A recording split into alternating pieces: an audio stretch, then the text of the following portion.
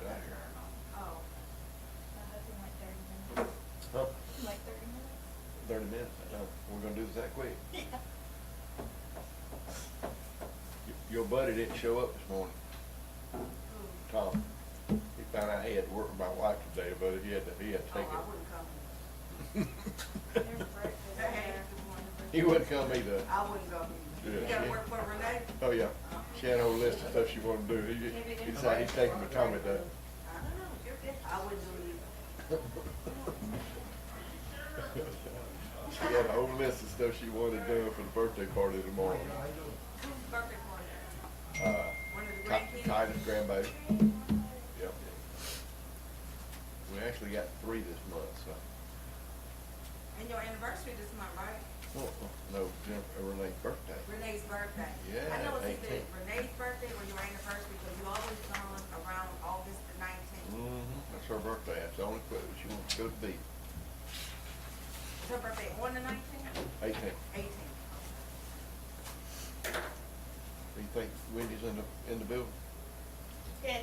There's food and drinks in the break room. I'm headed that way. Okay.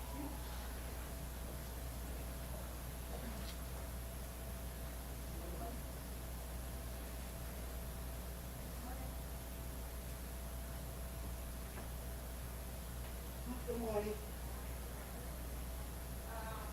Mr. Kitchens, you want to get us off, start us off on the right foot this morning? I will. All right.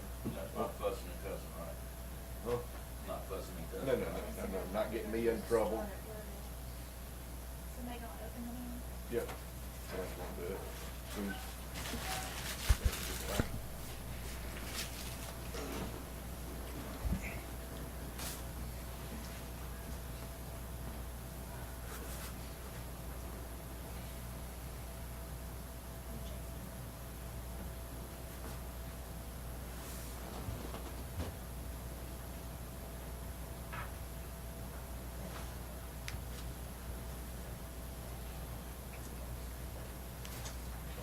You ready? I didn't see her. I didn't see her car either. I'd like to welcome everybody to the, you ready? Yep. All right, good. Welcome everybody to the August 4th budget hearing. It is 8:34. If I can get approval of the agenda today. So move, Chairman. Second? All in favor, aye? Aye. Mr. Kitchen, could you do the honors this morning? Absolutely. Get started on the right foot. Good thing. Oh, y'all mind praying with us? Heavenly Father, we thank you so much for the blessings you give us. We thank you for watching over us and loving us the way you do. We just ask you to be with us today and make the best decisions for this county. We always know that budget time is always tough on us.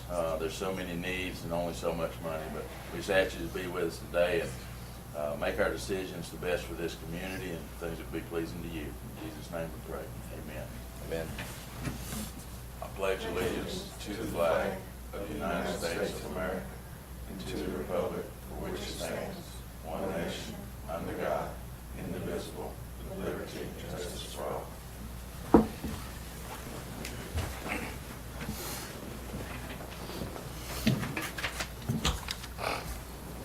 Mr. Ritter, are you ready? I guess you're gonna start us off this morning? I'm ready. You got volunteers, didn't you, right? That's right. So I thought we'd start off kind of looking at the current fiscal year, how we're going to wrap that up, and then discussing a few other small topics before we have the department heads start coming through.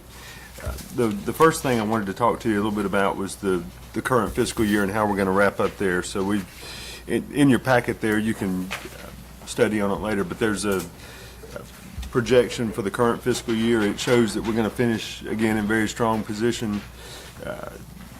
We'll have money that you'll be able to roll over into that capital reserve in excess of $1 million. And so that'll be money that'll be set aside there for future capital projects. That's driven really by 3 main things. One, we still struggle to fill open positions. And so really in a lot of our departments, we've had positions that have gone unfilled for most of the year. And so that creates some excess funds there. We're also about to start our LMIG project, but it's not it's not going to be completed in this current fiscal year. And so there are large chunks of unspent LMIG money. And you'll recall we were using 2 years at one time there. So that's a piece of it. And then we continue to have really strong sales tax returns. And so that has put us in a good position as well. So financially, we're in good shape for the current fiscal year. And that'll further enhance that capital reserve. As we get into the department head presentations, typically we look at general fund, what type of contingency line item we've got available there. Also keep in mind that capital reserve is out there for some of these projects, and we have SPOS that can go to some of these projects too. So once we get to that point, just know there are other pots of money that we could potentially pull from. One thing kind of related to that is, so when we put together this current SPOS that we're in, there was $500,000 allocated for public works. My recollection is at the time, I think the discussion was to use that as the matching funds for LMIG every year. There was some discussion about that. And so that's something you could potentially do. We haven't done that yet, but in the package you've got before you still has us matching it out of general fund. But that would potentially free up, up to $200,000, potentially more, that you could allocate out of general fund to some of these projects if you're so inclined. So just know that that's something to think about as we go through this. That's a way that you could free up some general fund dollars. Let's see. Okay, just a little bit about the FY24 revenue. So if you look in this big packet, the chart of many colors there, if you flip over to the third page of that, it'll say page 1 of 36 at the bottom. I was just going to hit some of the high points for our revenue. About halfway down the page there, you'll see property tax revenue, $12,205,238, and so that's certainly an increase over what we project for this year.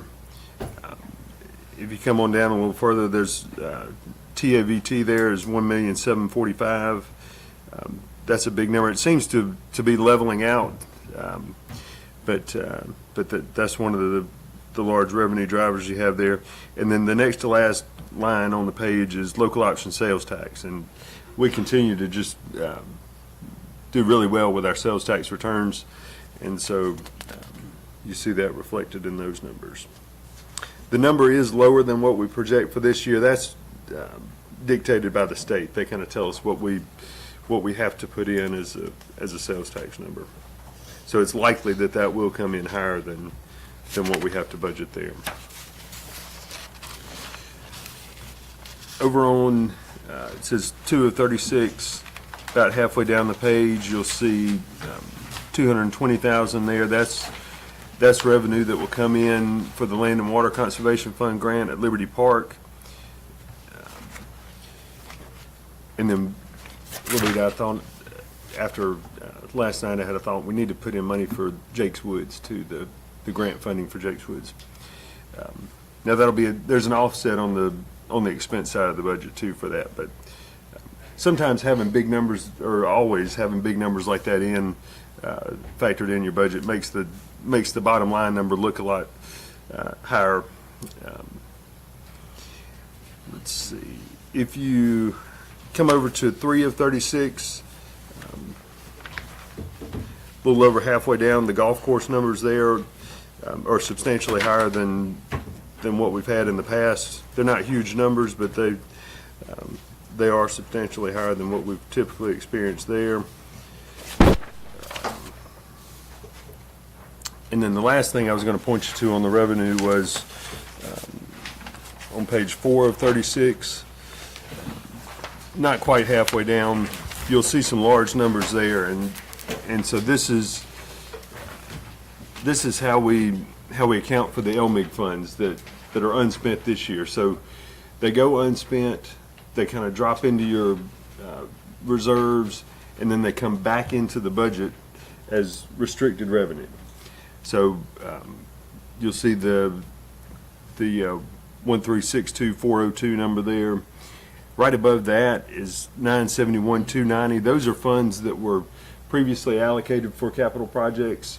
A large part of that is the funding for the full-time firemen. So about 600,000 of that is money that was allocated for that. And we're still waiting on the grant there. So for now, we plan to just show it that way. It'll be handled the same way. It goes into your reserves essentially, and then it comes back in as a restricted revenue there. So total revenue, 26,171,001. Any questions there about revenue? So we've all got any digest numbers, there's no adjustments, we've already got the final ones.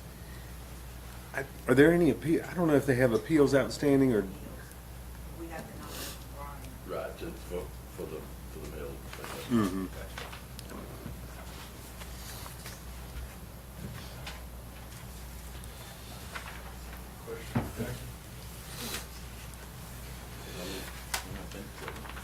I like it when our finance department conservatively projects, and then we get better.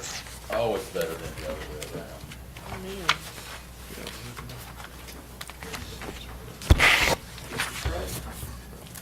All right, so now on to the big list. So what you have to allocate is 675,276. Now, that's the number that I was saying could potentially be increased by $200,000 plus with the SPOS dollars serving as match for LMIG. So if you do that, you're closer to 900,000. And then there's also Say that the again, Justin, 675, 675,276. and that is the amount to go, that's the overages to go into, To the capital items. okay. If you don't look at SPOS or capital reserves. All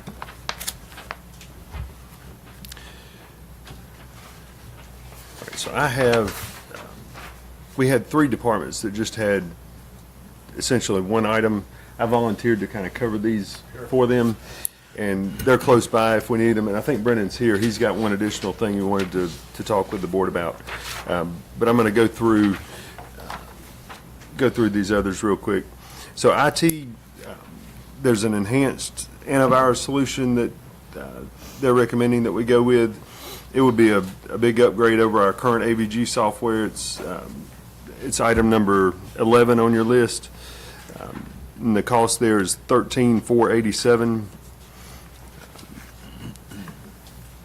If you have specific questions about that, I can track Will down to get him to answer those. But it's something that he's researched and feels like would be a good upgrade for us to secure our network. So you've got that there.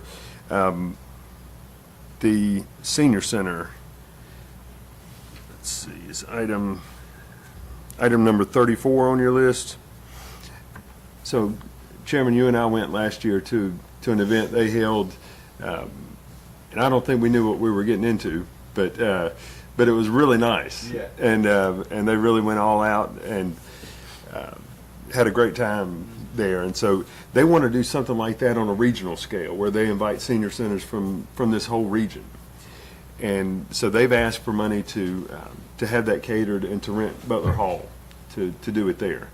And so Levita and I have talked with them, and they don't ask for very much, and they do a great job over there, I think, and certainly did a really nice job with that event that we went to. So I encourage you all to go. It was great. I think that's a great idea, and I think we support it easily, but I would say, our senior center is something that is not just the county, it's county, city, it's chamber, it's everybody's involved with that kind of stuff. So we should at least ask to get some consideration for the rental on Butler Hall or find a sponsor. I mean, absolutely pay for the catering and anything else. I think it's a great idea, but Right. And then 4-H, Brendan had just asked for some additional money for, this is item number 1 on the list, for 2 summer interns, just a little over $2,000 there. You bring your buttons, Sam. I got a good one, hit the button on right now. You don't realize I'm picking at him back there. It just doesn't work for Sam. Levita run the battery dead, is that what it was? I kept listening to it. We need a new battery? We might. It hadn't worked in a long time. Maybe it just dried out.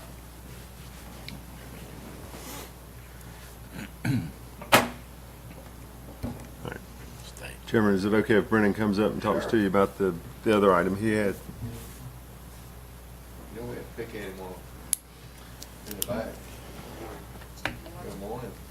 He's just being a backseat Baptist. Yeah, he's the back. He used all those big words at the board meeting the other night. I don't know if I can even keep up today. The other item that I just wanted to kind of discuss or more or less explain is UGA has a new minimum requirement for our administrative assistants for minimum contribution requirement that is $9,000 from our partners, which would be the county. And so the idea of this is not necessarily having to bring it up to $9,000 right now. It's just more over time. So what this is, I'm asking for $500 to take into account for possible raises on county funding portion. That could come, but the reason why I wanted to at least bring it to your attention is that what they do and if they see this, then they'll probably get mad. But what they do that really aggravates me is if somebody were to quit, if Lindsay were to quit today, I'd have to come and ask for more money for somebody to do the same job she currently does. And so for me to come in incrementally, try to increase it over time to meet the new minimum, then I won't have to look like I have egg on my face. That's all it is.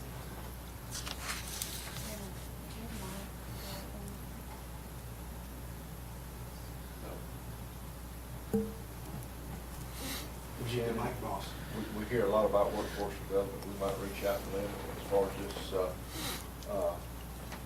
20 Just hours to- to see if they might have anybody that can, for the intern. And with that, if y'all don't mind me speaking on that for just a second, with the Ag and Natural Resources intern, the concept is more or less given some sort of real-world experience for them to kind of go along with me, see the things that I do, learn how to diagnose, all that kind of stuff. From the 4-H perspective, it's more or less given an extra set of hands during the summer when we're most busy, and be able to offer more programming and all of that. So. Any questions on the 4-H budget?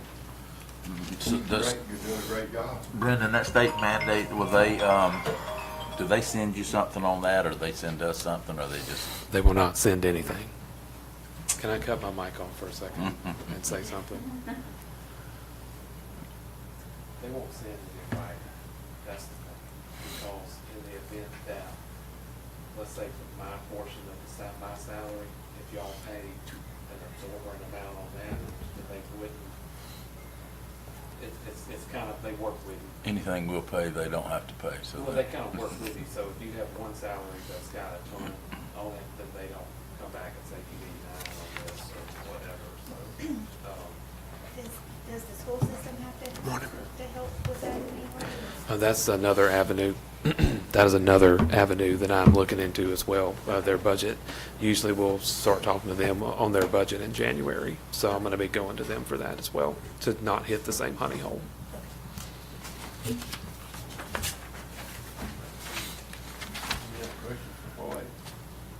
and I know he probably already stated it, how many children did you touch in the last year? Give me 2 seconds. I'm sorry. No, you didn't. All right. I could pull that up. Phrase that a little bit, Commissioner. None. Well, you know, Reach. reach. Thank you. Reach. I'm not in the classroom anymore, so my mindset is more free. First weekend, so we're honed in on it. I would have been here a few moments earlier had I not been fussing with a parent. That number would be, oh,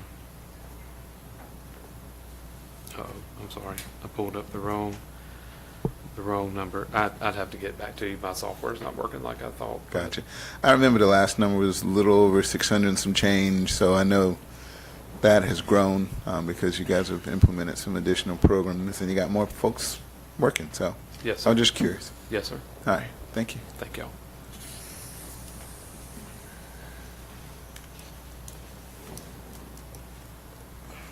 Anything else? All right, who's next? Animal Services.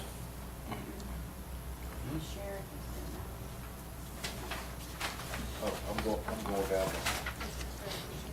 Right. There's a schedule. All right, Sheriff's Department, So if they're not here, want to move on with move on Don? down. Is that okay, or Yes. y'all up? Yeah. Want me to call Earl? Call her money, because they're doing Captain Clark's retirement today. Oh, wow. Come on, text. Yeah, text probably better.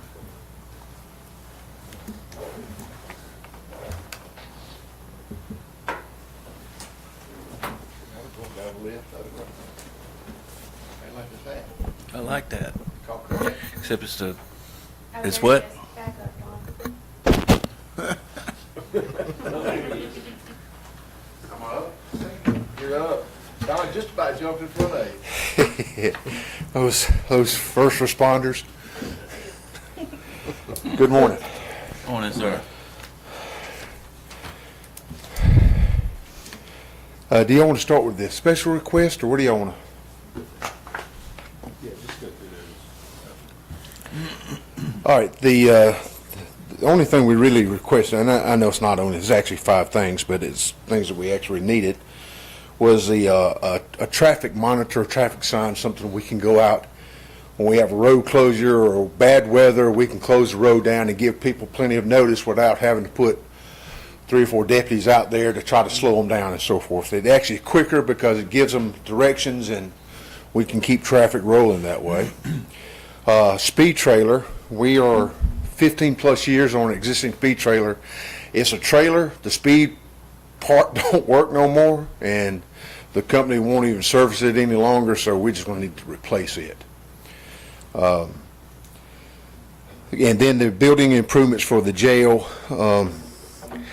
that is the more or less the contingency part, that we have something, a water heater that breaks down or something we need to get repaired or anything such as that. That's where we usually take that money from.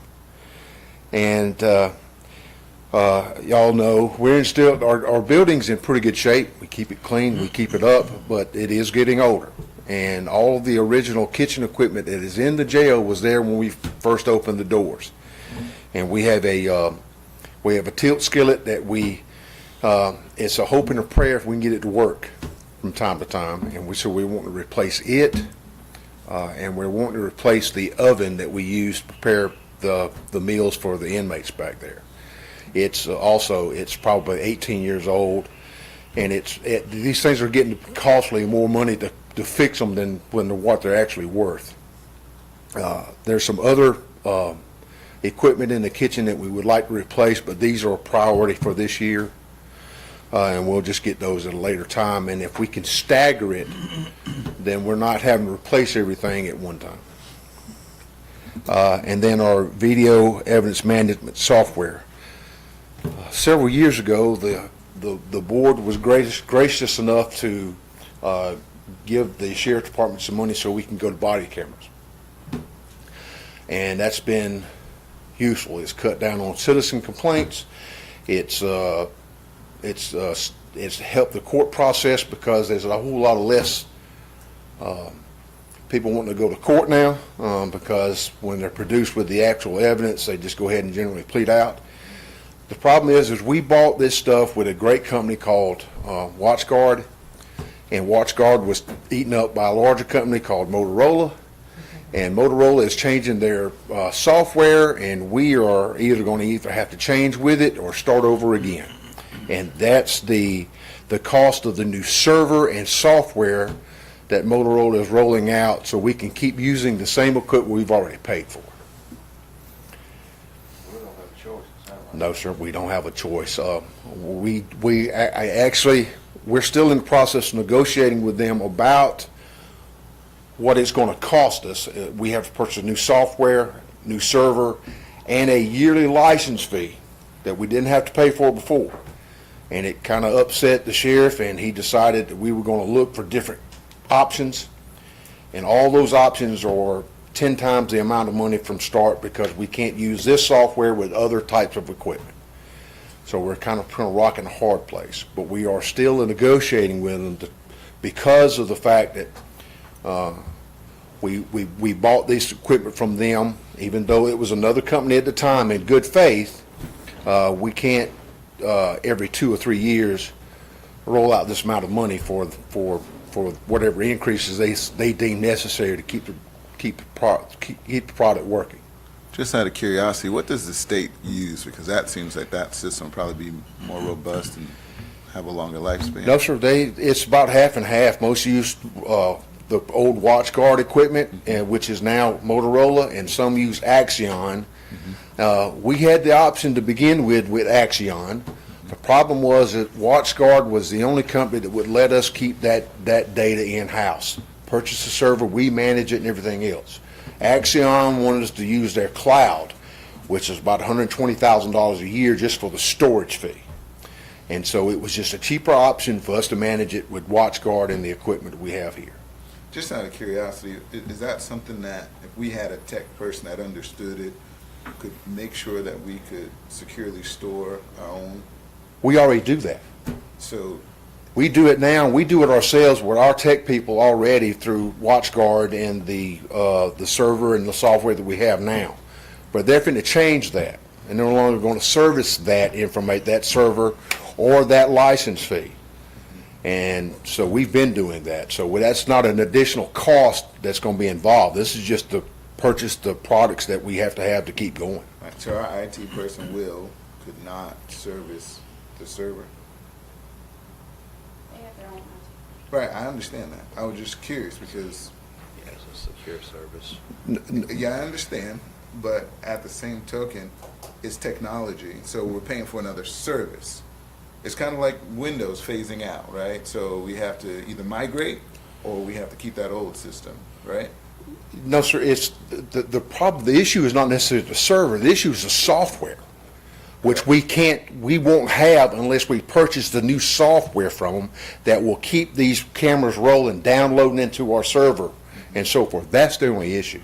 So, Chief, you said you've got an in-house IT guy. We have two in-house IT guys who have done this. They've done it from start. That's why we went with them anyway, because we had our own.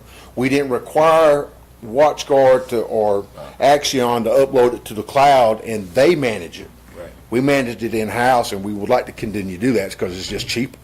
Right, but I hear that you're trying to migrate to a different software, so did I miss that? No, sir, we're not trying to migrate. We have no choice. They're going to run a different software, the newer version of the software that we already have. Got it. And it's proprietary because Motorola bought it. So they own it, they own the equipment, they own everything. So, and in essence, it's one of the things that upset us about it because, we have us handcuffed. We don't have a choice. Gotcha. Unless we go to a different company, and then we got to buy the cameras, the in-car cameras, everything, all the technology we need to download it. Now, when they pull into the sheriff's department, they park that car, it automatically downloads to the server. WatchGuard actually links up the body cam and the in-car camera onto the same file. So when we disseminate it to the court, we don't have to go looking everywhere for it. We send a case number, and it shoots it right over here to the DA's office. I'm sorry. Perfect, thank you.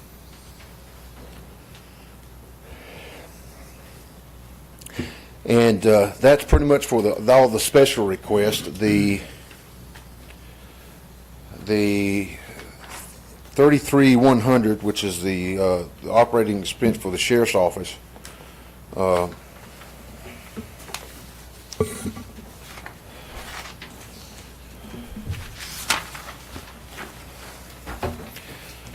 the Inflation Reduction Act hadn't made its way down to Georgia yet. So everywhere where we have made some requests for increases in budget categories has been due to prices which have gone up. We also found that we have been able to save money with training cost and expand our training complement to both our dispatchers, our jailers, and our deputies, and even our admin staff. And last year we purchased an agreement through Georgia Virtual Academy, and their post, everything we take from them goes to post, and it's just easier for we get first class training from 911 to jail to security to everything that you can imagine, and we don't even have to leave the sheriff's department. So they can actually do that. It's computer-based. It's no different than the computer-based training that we get from Georgia Public Safety Training Center, and it just helps us keep all of our training standards. The 80-hour training standard that the board implemented last year, it helped us to stay in step with that without having to spend money and taking employee costs going up for having to reschedule somebody to work while somebody was in school. And so that's been a huge asset. And unfortunately, the cost of ammunition and everything else that we use for training purposes has gone up, and we don't necessarily have a choice about that. It's either don't train or try to keep the standards which we kept and keep going. So those were mainly the increases we had in the main office, which was initially except for there was a minimal increase, and it's not minimal. Every increase is maximum, but we had to increase our uniform cost because the place in Macon we were getting a uniform from burnt down, and they have no plans to replace it. So we had to seek out another source for uniforms, and it's a gentleman, a company over in Lawrence County, and he comes over and fits our officers. Then we order it, and we get it in, and we're just COVID has we're still seeing some of the effects of that, but it is what it is. We have no choice about that, and you all know the sheriff's a stickler about making sure our uniforms look as good as can to represent the county well. The increases that we asked for in our jail are mainly due to the increase of food. Those costs have gone up, and there's no sign of when they're going to actually go back down. And gasoline has gone up, and those are the main issues in the jail. We asked for the contingency money, the $36,000. That's worked out really well for the last few years because we try to stay within that frame where we can and only use it when we have to. We actually have taken some of that and utilized to insulate some of our new CID wing and our training building out back, and that has reduced the amount those air conditioners are running out there, and that's going to save us, we think, in the long run.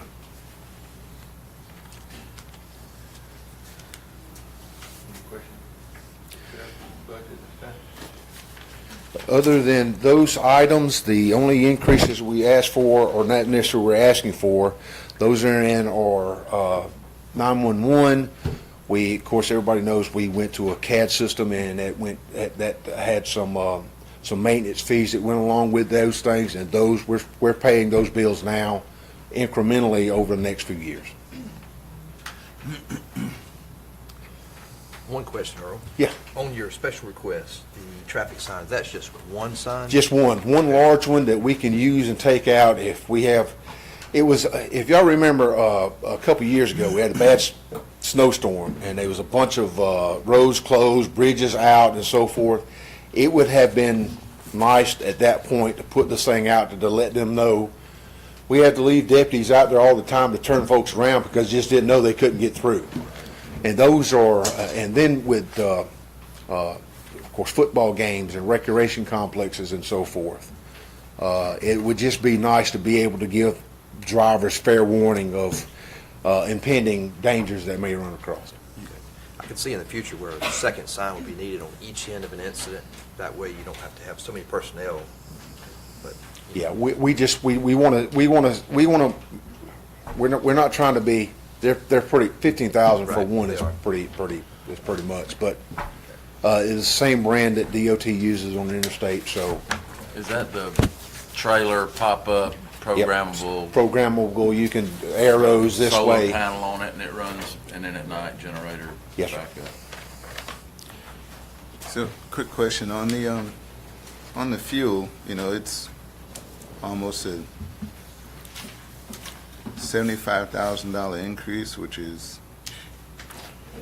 what is that? Almost 60%. Do y'all have any intention on bringing on any electric vehicles? I've been asking for this for years, but Yes, sir, fuel's going up. we look at that every year, and we just don't have the infrastructure for it. So, but budgetary time is an opportunity to put in the infrastructure, right?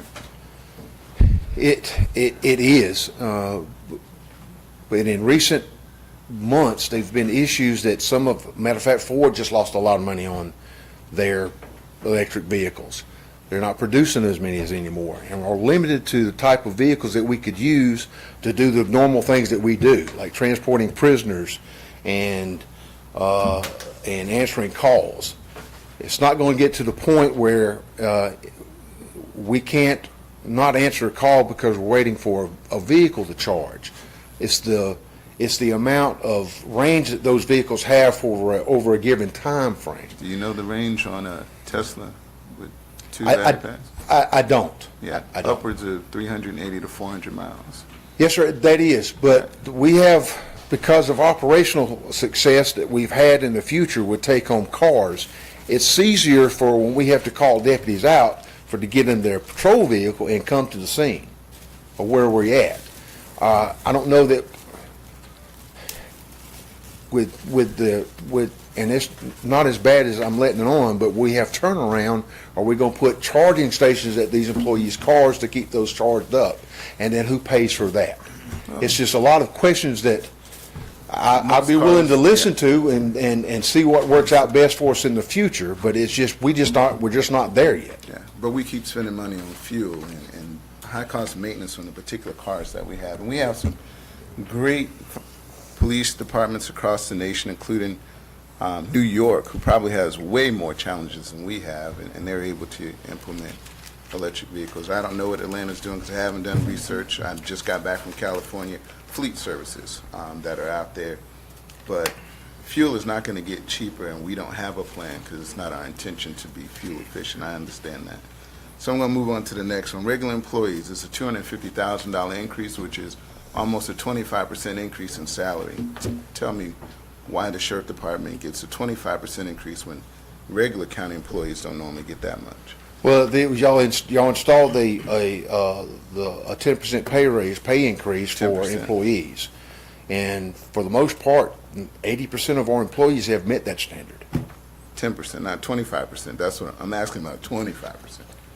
No, sir, I don't know It's that. going from 648 in 2023 to 899 in 2024, as requested, $250,000. Jason? So earlier this morning, we were talking about a lot of the numbers in all departments are affected by unfilled positions. We're still struggling to fill positions in a lot of departments, and so the regular salaries line is low. on the actuals in a lot of areas like that. So I think that accounts for a good portion. Okay, so if Yeah, I so go the- back to 2022 and it's 713,000, and then we go to 899, that's probably more in line with about 15 or 20, more like 20, it's almost 20% too. I was just curious, you know, if the justification is, you know, we have a shortage and we're trying to overcome it by throwing more money at it, and I think we did that, I think 2 years in a row, it feels like. Yes, maybe sir. more? Yes, sir. Okay. And all of our, we are starting to see those applications increase. Matter of fact, we're going to put a billboard up on Gray Highway to help recruit. But we have 7 deputies short right now, and at the starting pay of $50,000 each, that accumulates to a good bit of money that's not accounted for. All right. Thank you.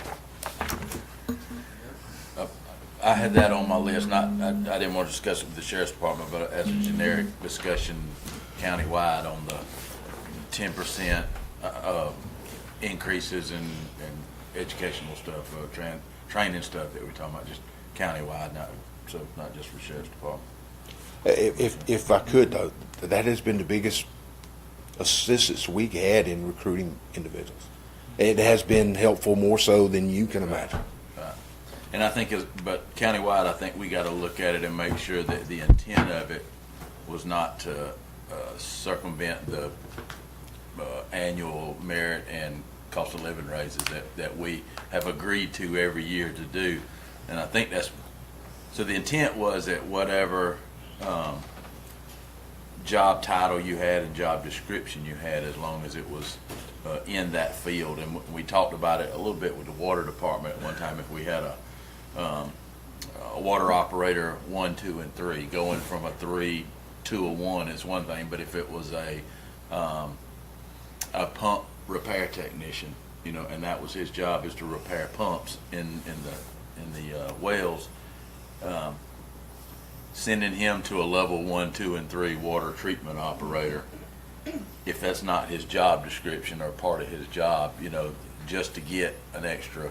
I mean, I know we got limits on it every 10 years and that stuff, but it would, that kind of throws it out of whack if we're getting into that. But I think it's just something we were going to talk about to look at across the board, because we hadn't got a report on how many departments. That was the intent, that every department use that, and We have excluded all of those hours that we have that's required to maintain your certification. Right. These are hours of training hours over and above those. As a matter of fact, there's 4 investigators and 2 patrol officers now. We just purchased with confiscated drug funds it's the future. It's a 3D camera. If you've ever went and looked online for real estate and did a virtual visit, well, we have one of those now that we can take into a crime scene and memorialize that crime scene forever. We can go into schools now and make an exact copy of what that school is. So when we're training, we don't have to use the school. We can use the projector and stuff and actually be right in the same school building. And they're over there training now with that. So that's, but those are just the increase. Those we have, and I understand what the purpose of it was, and we have pretty stringently with that. It's not what we take out the governor's initiative hours every year that they have to maintain the certification, and these are just over and above. yeah, I just wanted us to talk about it countywide, so that we'll make sure that we're doing because it can very easily get out of hand, where if, you know, in a budgetary form that we can't handle, you know, we can't afford it. That's another reason why we purchased the virtual academy, and at any time that you would like, we'd be glad to show it to you. It's amazing. These are some of the best instructors in the Southeast. Most of it comes out of the University of Tennessee, where we send our people to the body farm. It comes to that same location, and it's first-class training they can get, and we don't have to send them anywhere. I got 2 more. I'm sorry, Earl. I can't remember, did we add solar to the sheriff's building at all? Did we add solar to The sheriff's office? Yeah. No. And on the new side, when the women's facility was. Yep. All right. I'm bringing that up because obviously electricity, like fuel, does not get cheaper. And it showed 2023 is 45,000 and 2024 is 70,000. And I know we have the energy program or the services group. You know, that seemed like it would make a good fit, right? Because you guys are 24/7, 365. Correct. I would like us to consider exploring that as an option, adding it, you know, and whether that's on-site or off-grid makes sense to me. Last thing, I just asked Jason how big the lot is over there. I think you guys are on 33 acres.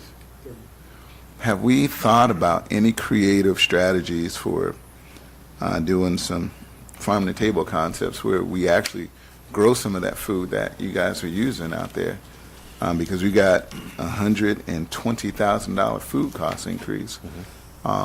If there's an ability on some of that acreage to grow some stuff, might be a great ag opportunity. That's another trade our folks could come out with if they leave here, and maybe that's something that could help. No, sir. Now that you mentioned, we are in the market. We haven't found one yet. We're trying to find a tractor. It is a large parcel of land. We like to keep it looking good, and we're actually looking for a tractor. We did exactly what you had suggested several years ago. It's just we don't maintain, and we mostly get that done through inmate labor. Right, of course. But we don't maintain them long enough, and there's safety issues with them in farm equipment, and if you recall, we had to replace a radio tower several years ago, and that was because of an inmate on a piece of tractor. So we kind of we backed off of that for a little while, but we're trying to do those things to get put back in that position where we can cut some of these costs. Yeah, I don't know the formal term for it, but I'm gonna go traditional farming by hand, right? Because it is hand labor. I mean, they cutting ditches, hand labor, or working outside. So beyond the heavy equipment operation, that we might have a great citizen who knows how to operate those equipment. For that part, just the traditional planting and harvesting. You know, because I'm just thinking about food, electricity are things that you guys are always going to consume, no matter what. And if there's a way to subsidize that using some internal labor and God's great land, why not? Yeah. So, all right, I'm good. Chief, we appreciate y'all. Thank y'all. Thank y'all so much. Thank you.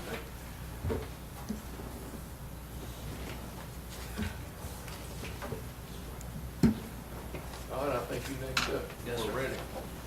That's over ahead. It's the wrong department, though. Huh? It's the wrong department. I was doing some, we got to work with our surrounding counties. Our department has like 17% from Macon. I'm just thinking Department. that, I was told to wear this hat when you showed it this morning. Yeah. That you know where, Okay. yeah. That you probably know where it came from who you got it. But one of my guys, I'm sure. Is Edward did the same? Oh, Chief.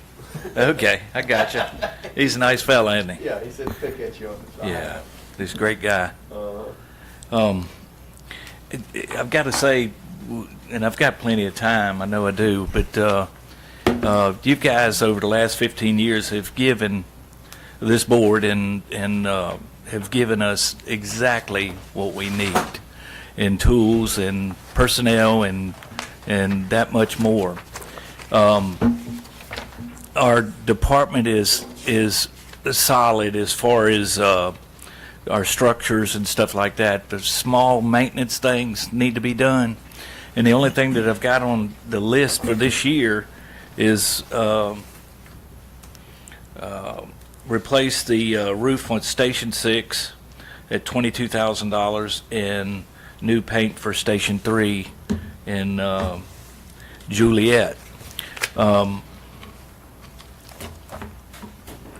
It's actually padded a little bit. We've gotten estimates, but I've always put a little bit, like a couple thousand more in case there is something that needs to be replaced or more caulking or something or another something always comes up. But I'm not so sure that I would go with metal roofing anymore because of the color drifting and us having to maintain that. The Station 5, when we put the new paint up there, man, it made a big difference. A big difference. And I'm anxious to find out how long that's going to last. I hope it lasts another 15 years or so. We've got some out there in the county that are starting to turn, but we've got a few pressure washers that belong to the department, and we're going to be taking that task of blowing it off first and see how that works out. Because when we did clean number 5 with pressure washing, it made a big difference, but it still needed a good paint there. But it worked very well. That's the only 2 items that are really in the capital expense bracket. Like I said, the stations that you have done look great. Yes, sir. Yes, sir. I still like the metal with the, I do too, but with seeing it drift and having to maintain it, What because they seeing it what now? the station out at Green Settlement Road was red. Well, that's the problem. Well, we like red. It's, I mean, A Galvalume roof, it'll grade naturally, and you don't have to worry about painting until it's maybe rust 40, 50 years down the road. you get galvanum in the standing seam too.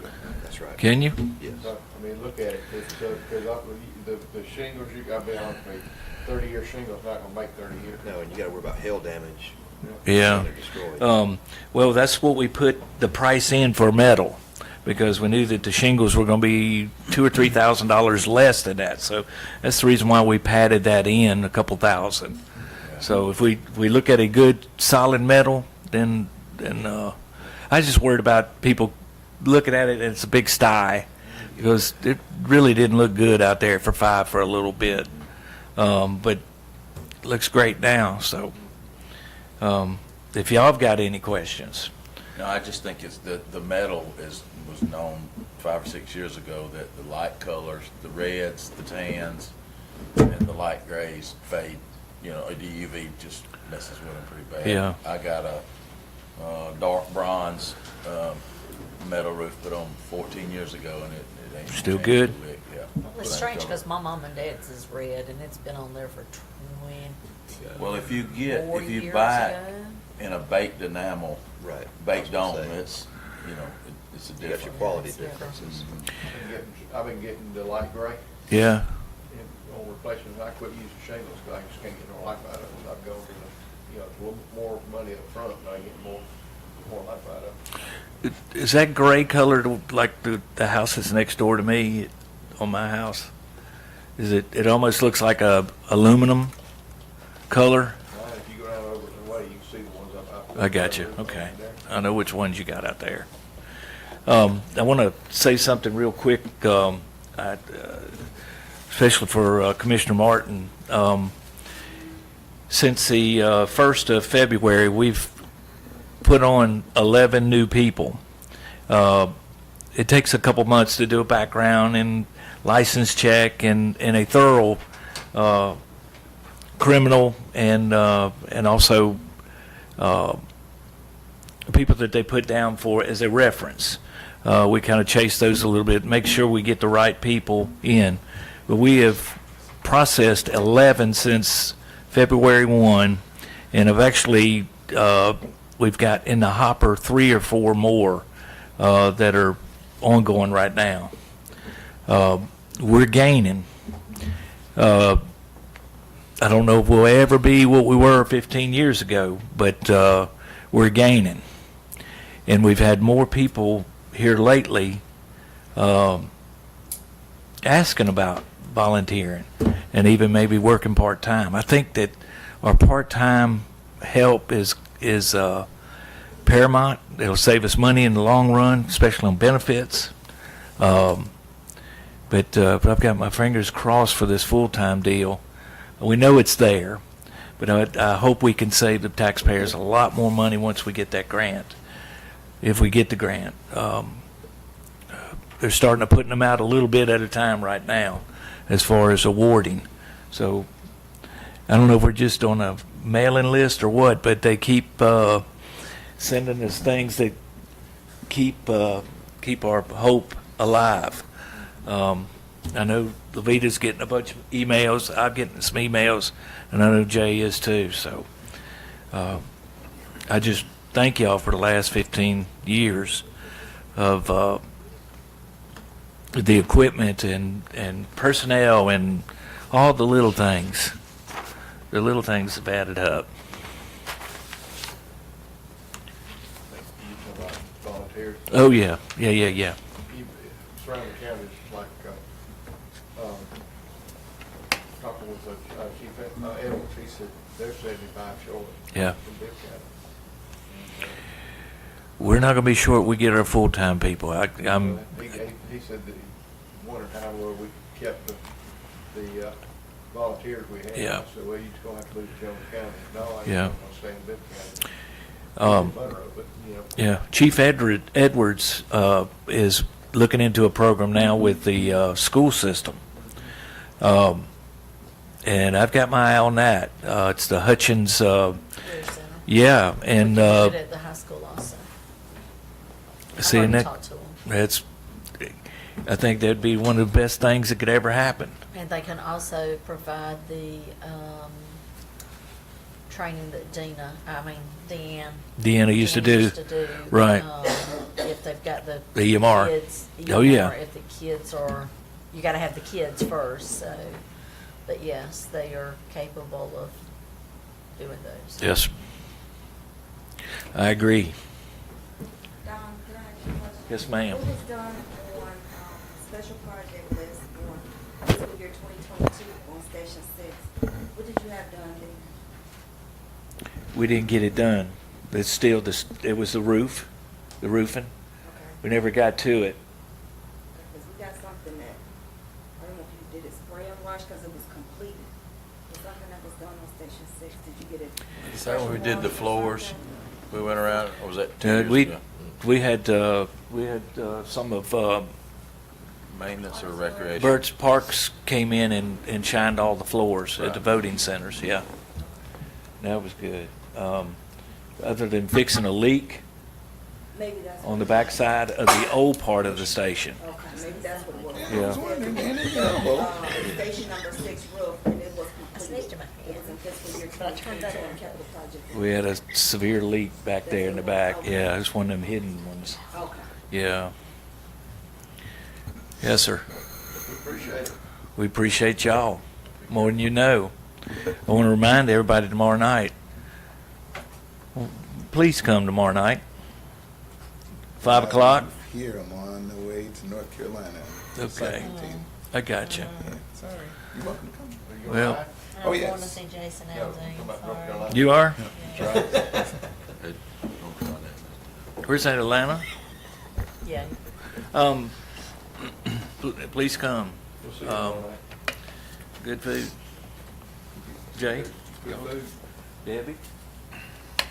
Thank y'all. Thank you, Don. Appreciate you. Tax assessor's time.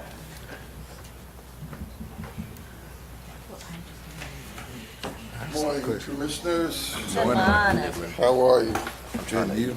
You don't have a copy of what I'm going to talk about. I always like to give you things in black and white. Start from lowest to highest. See exactly what I'm talking about. Thank you. All right. Our first request, I usually don't ask for anything, but this year's a little different. My first request is a new front counter. If you come in our office and look at the front counter, first of all, it's crooked. It's not very sturdy. It's not very safe for the taxpayers who lean up against it all day long and not safe for the staff who also work on that counter. It needs to be replaced. It's falling apart. And I got this quote here from Cabinet Resources up there on Gray Highway. He came in and took a look at what we needed, but it's just in bad shape and it needs to be replaced. And you can walk into my office and see how crooked it is and see how unsturdy it is. Okay? And will this wall be a privacy wall for that desk that sits right there? Yes, yes. And that's what's needed, security wise.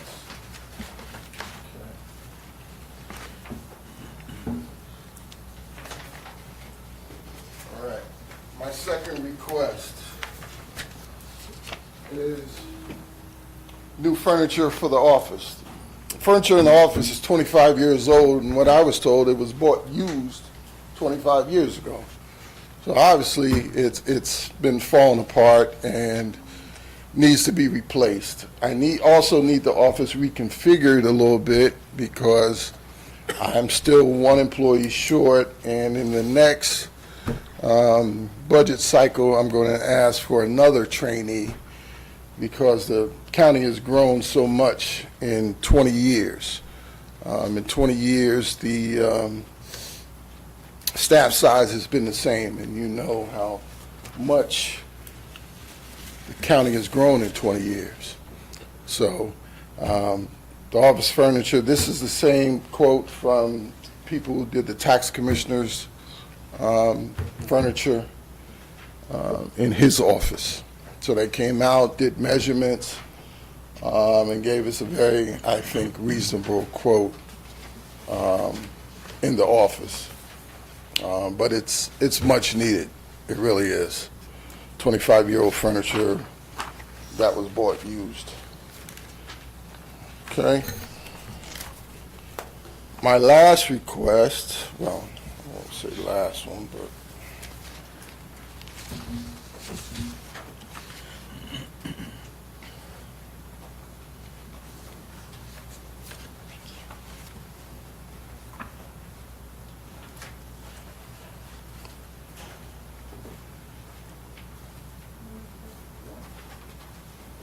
We'll share. yeah. Okay. This is new technology. It's from Data Cloud Solutions. And what it is, it's called Mobile Assessor.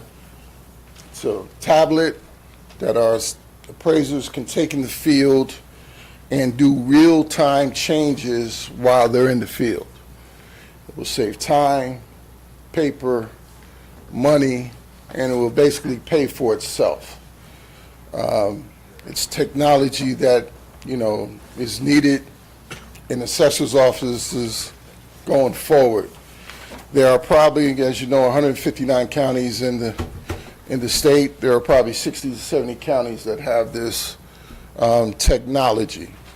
Some counties are Bibb, Twiggs, Wilkerson, Houston, Pike, Spalding, Rockdale, Sumter. But the technology is needed because our staff can do more field work at one time instead of coming back into the office, printing out new property record cards and then going back out. They can go up the street, around the corner, do different maps, all at the same time while being already out in the field. They don't have to come back to the office.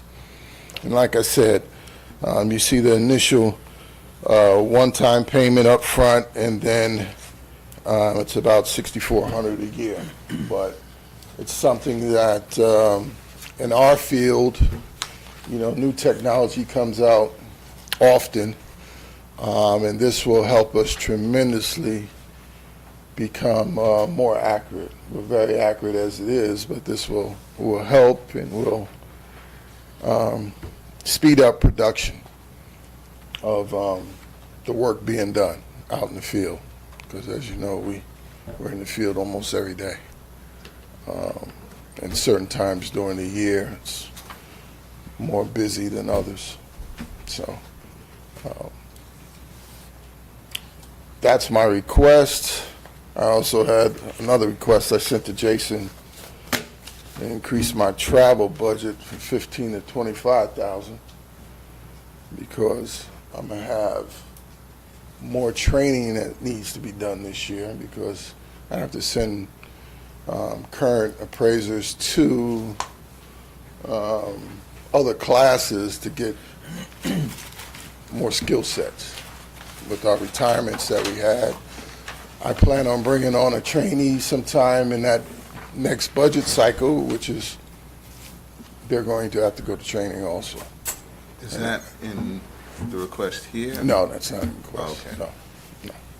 I didn't get it in. Sent to the county administrator. All right. All right. Any questions on my 3 requests? They're pretty straightforward. Yeah, so 4 tablet, you got 4 assessors, is that right? I just out of curiosity, since he asked that, when they make live changes, does it require any validation, or just, I'm out there and I'm live, I'm making changes and it's good? Or do you have to approve it, or is it No, automatic? they have, that's why we need the training. They have the training capabilities of making certain changes Gotcha. to a certain extent. Okay. I think the front counter is a good idea because that's probably the same age of the equipment that was replaced in Brian's office. You know, the front counter is antiquated. It's And then it makes it look right, symmetrical. more so that- professional, more yeah. efficient. Yeah. Just out of curiosity, is liability insurance under tax assessors, or am I? No. Okay. I saw a risk assessment, my numbers got mixed up with the 1500s. All right. I was gonna say, why y'all need so much insurance? No. We getting sued that much? Any other questions? We appreciate it. Thank you. Thank you very much.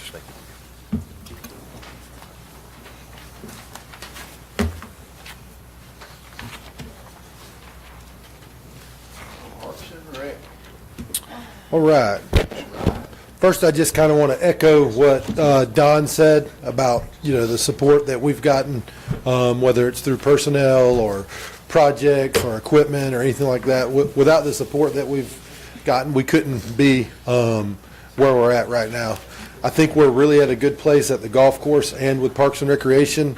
We're moving forward. I appreciate, I assume that you guys are mostly satisfied with what we're doing. And I appreciate the praise that I've gotten from each and all of you. But I need to point it out that I'm definitely not a one-man wrecking crew. I have an outstanding staff.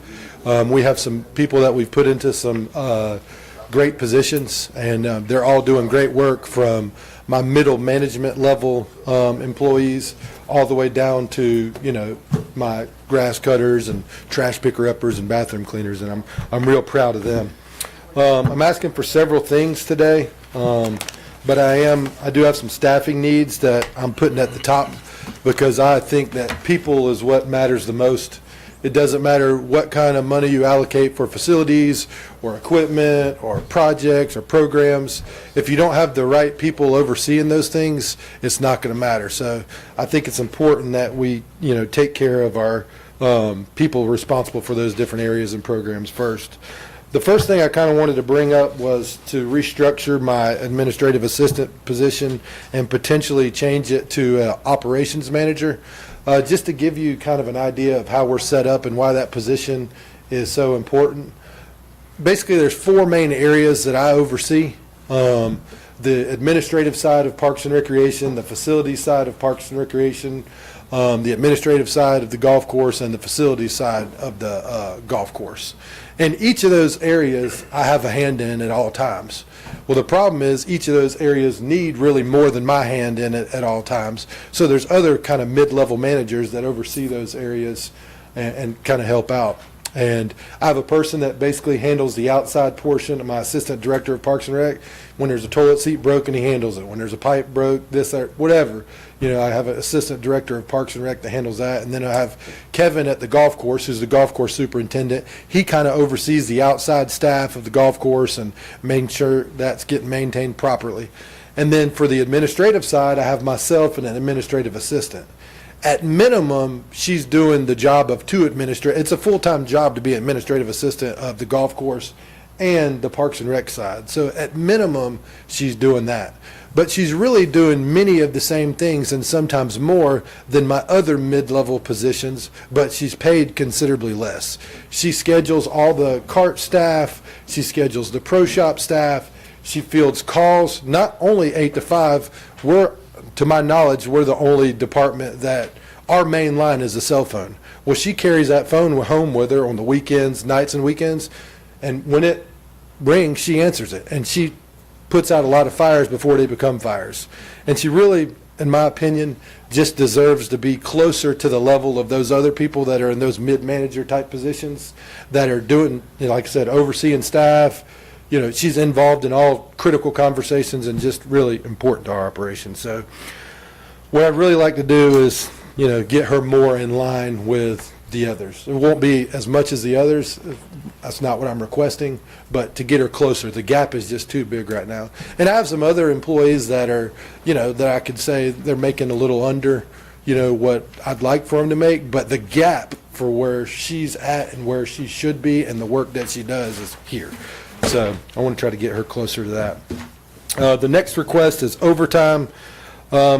Basically, seems like we're always down a staff member or two in some of the entry-level positions. So we're always a little over in overtime. Plus, with the 4% increases that we've been getting each year, this just kind of compensates for that. We're not really, as far as the overtime line, I'm not really asking for a lot more than, what we're doing. It's just kind of to keep up at the same rate.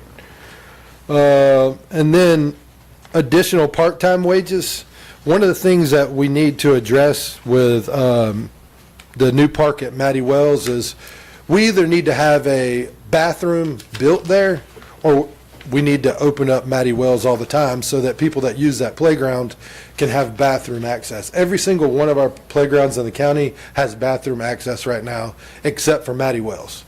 So we need to have some kind of option available for them, whether it's we open up Matty Wells all the time or we build a structure, one of the two. I've asked for money for building a structure down the line, but ultimately if we got one or the other of those, I'd be happy.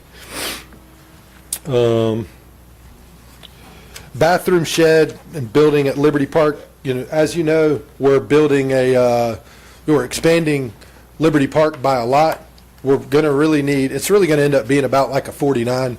We're going to need basically full-time staff out there at all times.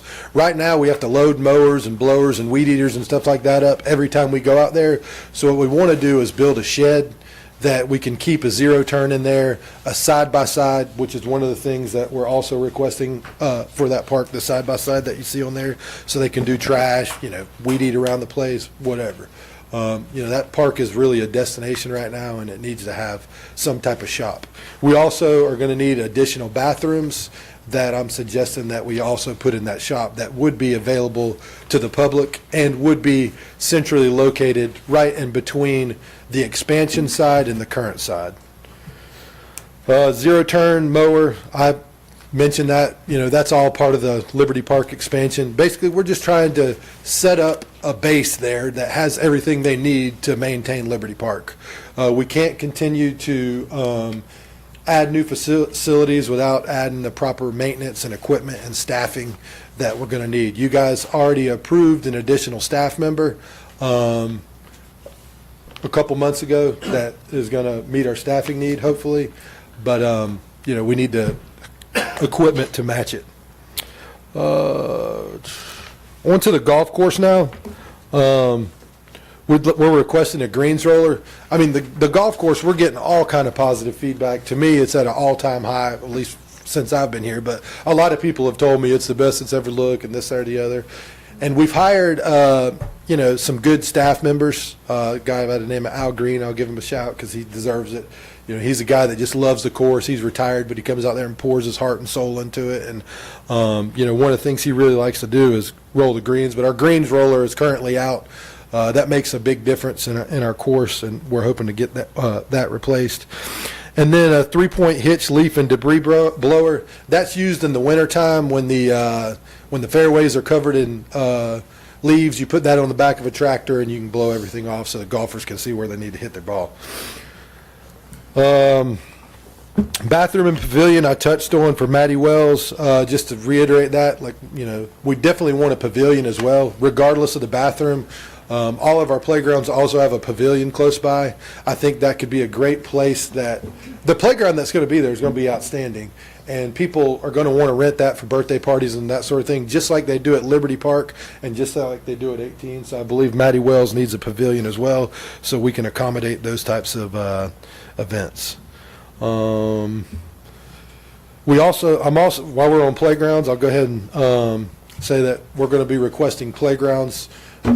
Really, the residents at, as you know, the residents at Haddock Park have been requesting more playground equipment, so I'm going to do what I told them, and that request some more playground equipment for Haddock Park.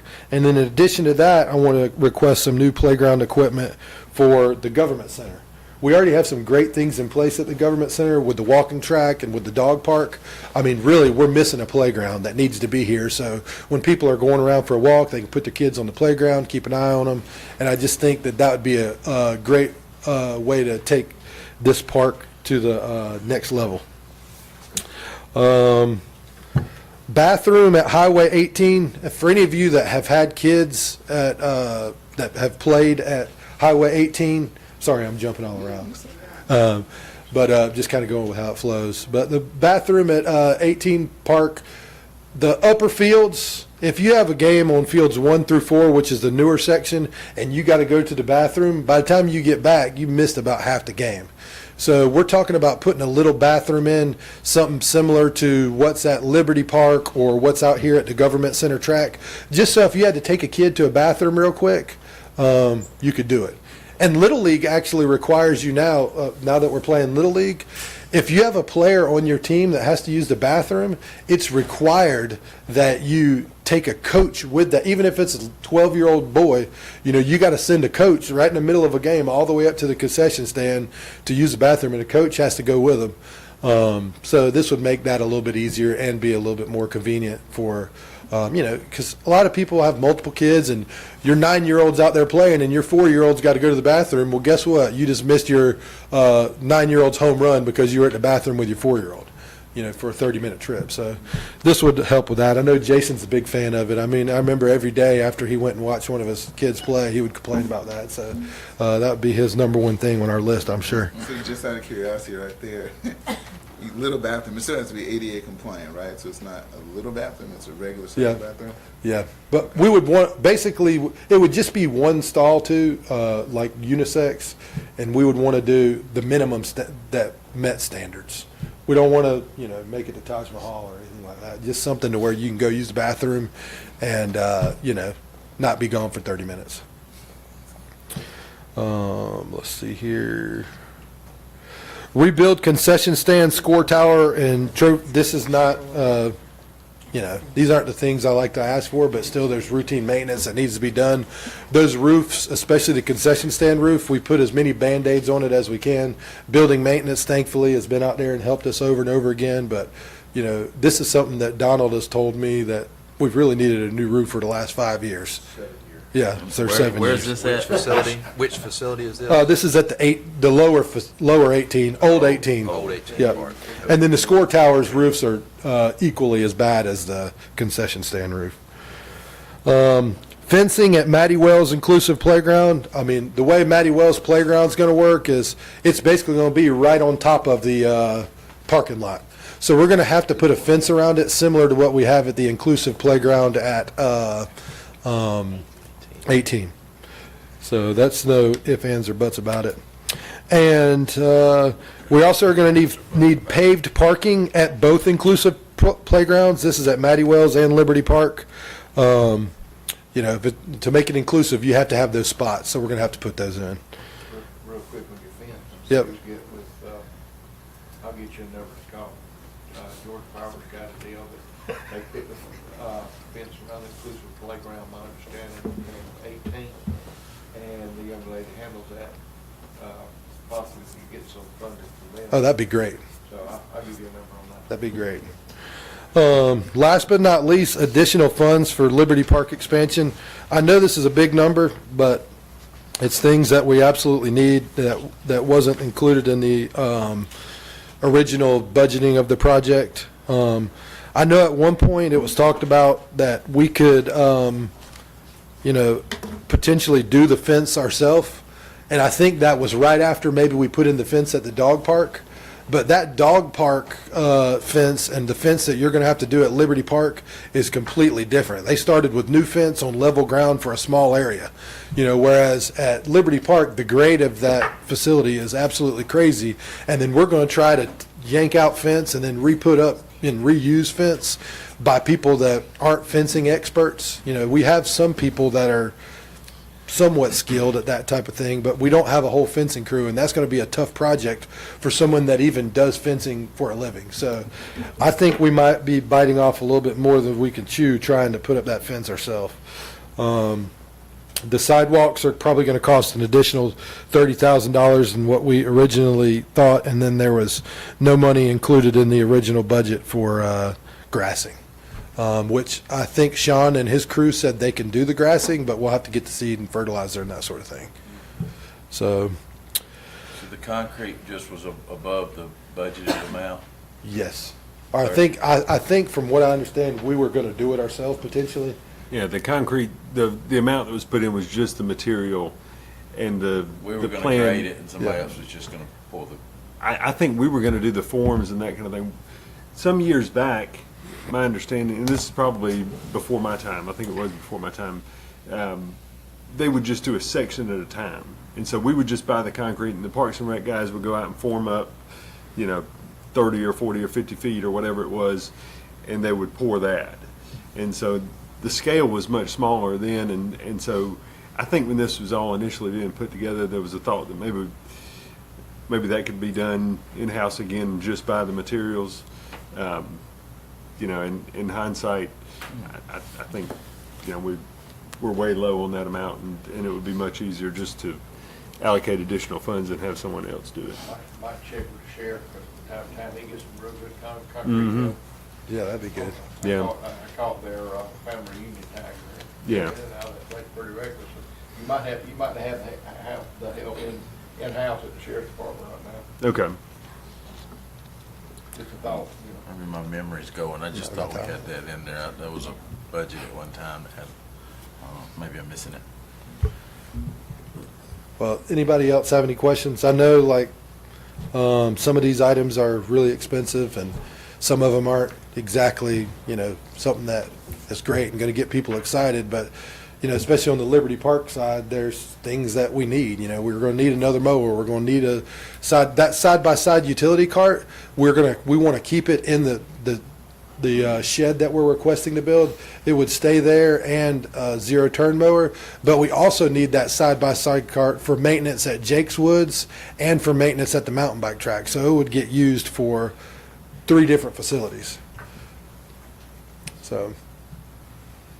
Chairman, not a question, just a comment on the bathrooms. We gotta be careful. Well, you can't build a small bathroom. It's gotta meet the standard, not size and, Yeah. small in size. Yeah. But we also gotta think about if we're tying it into sewer, Yeah. 1 hole or 3 holes is very minimal difference. And, I don't know that we should build a One stall, unisex bathroom. okay. You probably put 2 men's, 2 men, 2 Yeah. doors, 2 in each one. Liberty Park's gonna be interesting, because the way I understood it, we're maxed out on what we can put in a container there, so we can't put sewer there. I mean, we Yeah. can't put septic there at all, because we're in that area. Maybe we're investigating that. We've just got the pump out tank right now, and Investigating what, septic? what's that now? Investigating septic? Either expanding the holding tank, Yeah. or River North Sewer's not too terribly far. I mean, it wouldn't be cheap, but that's another option that's out there too. So we're kind of looking, Expanding the holder tank is what we talked about, and that's probably the best one, because we're in that zone there from the water authority, they won't allow us to put. Yeah. we can, real quick, salaries, we were talking about the overtime, so are we offsetting the salaries from unfilled positions should be used for, I mean, that's the way some of it is going right now. I mean, we're way under, we're a little bit over on overtime right now, but we're way under on regular salaries. Right.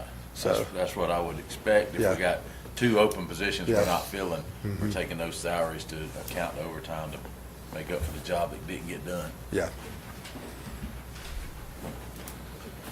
Any other questions? Thank y'all for your consideration. Appreciate it. Yeah, it's a great job they're doing. Absolutely. Y'all want to take a quick break and then we'll go to Public Works next? Sure. Quick break. Turning the streaming off, so. All right, yes. We'll stay live.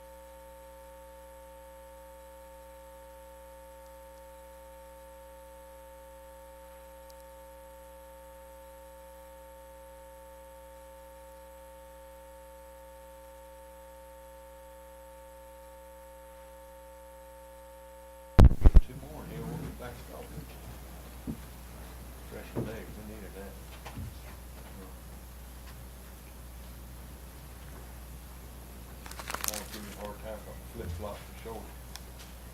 No, I'm cold. It's gonna be a long day. I said, I'm over there. My wife told me, and the granddaughter said, I know you're not gonna go to a meeting like that. I said, you don't realize I gotta be comfortable all day. Getting ahead of myself, but I'm looking at this street sweeper thing here. Kingsview. That's off your clip. Right, so does that sewer come to us, or is that sewer, I guess my question is, do they pay a stormwater fee? Joan, That's making it worse for us.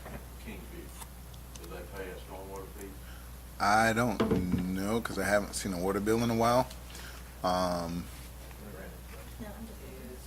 I know the water and sewer systems making water bill. And they, if they are, then they pay a stormwater fee. It's part of the water bill, if I'm not mistaken. Then they need to be sweeping those streets. Are they going to challenge any pre-existing stuff that may have been in there? So, no, it's when they assumed the stormwater management system from Macon-Bibb County 2 years ago, part of the agreement is you get to get this $4.95 every bill for every customer, for every parcel for 22,000 square foot of impervious space you have. You get $4.99 a month, Wow. Because and that's to maintain the stormwater system. it's always been Macon Water Authority over there, even when I lived over there. And we did a bunch of, Jones County did a bunch of work on one particular line going between these two houses some years ago. But it never got resolved because you still have drains over there that are backed up. And at that time, Macon-Bibb County owned the stormwater program. So Okay. it was, and they put it on the tax bill. Okay. So Jones County residents didn't pay taxes to BIP, so they weren't contributing anything. Now, the resident that pays that water bill is paying the money to service the stormwater drains, so. Don't live there. Huh, I like it. I like it.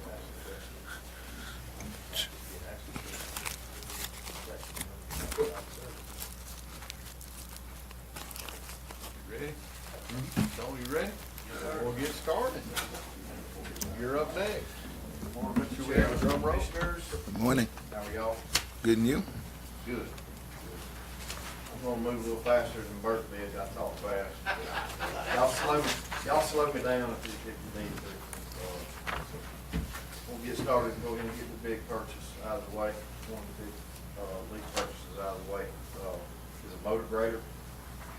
Right now, we have, two Caterpillar 12H motor graders that have been slated for refurbishing. And, you know, the cost for refurbishing supersedes the value on it. We feel like we be better stewards. Just go ahead and lease a new motor grader and, take care of some of the surplus motor graders. Go ahead and get them out of our fleet because they're costing too much to repair and maintain. The oldest motor grader we have is a 98 model John Deere. It's about 25 years old, so we definitely, just been sitting, we just need to get it off the yard. And that'll help offset our costs on leasing a new one. The lease price from Yancey Caterpillar we got for a 140 model motor grader is $54,272 annually. That'll be for a 5-year lease. And at the end of that 5 years, the purchase option on that unit is $140,910. We have 3 motor graders that could possibly be surplus, and I have those listed. The total estimate for all of them is $73,409 for surplus funds. And staff's just recommending that we lease this new motor grader and see what kind of service we get out of it.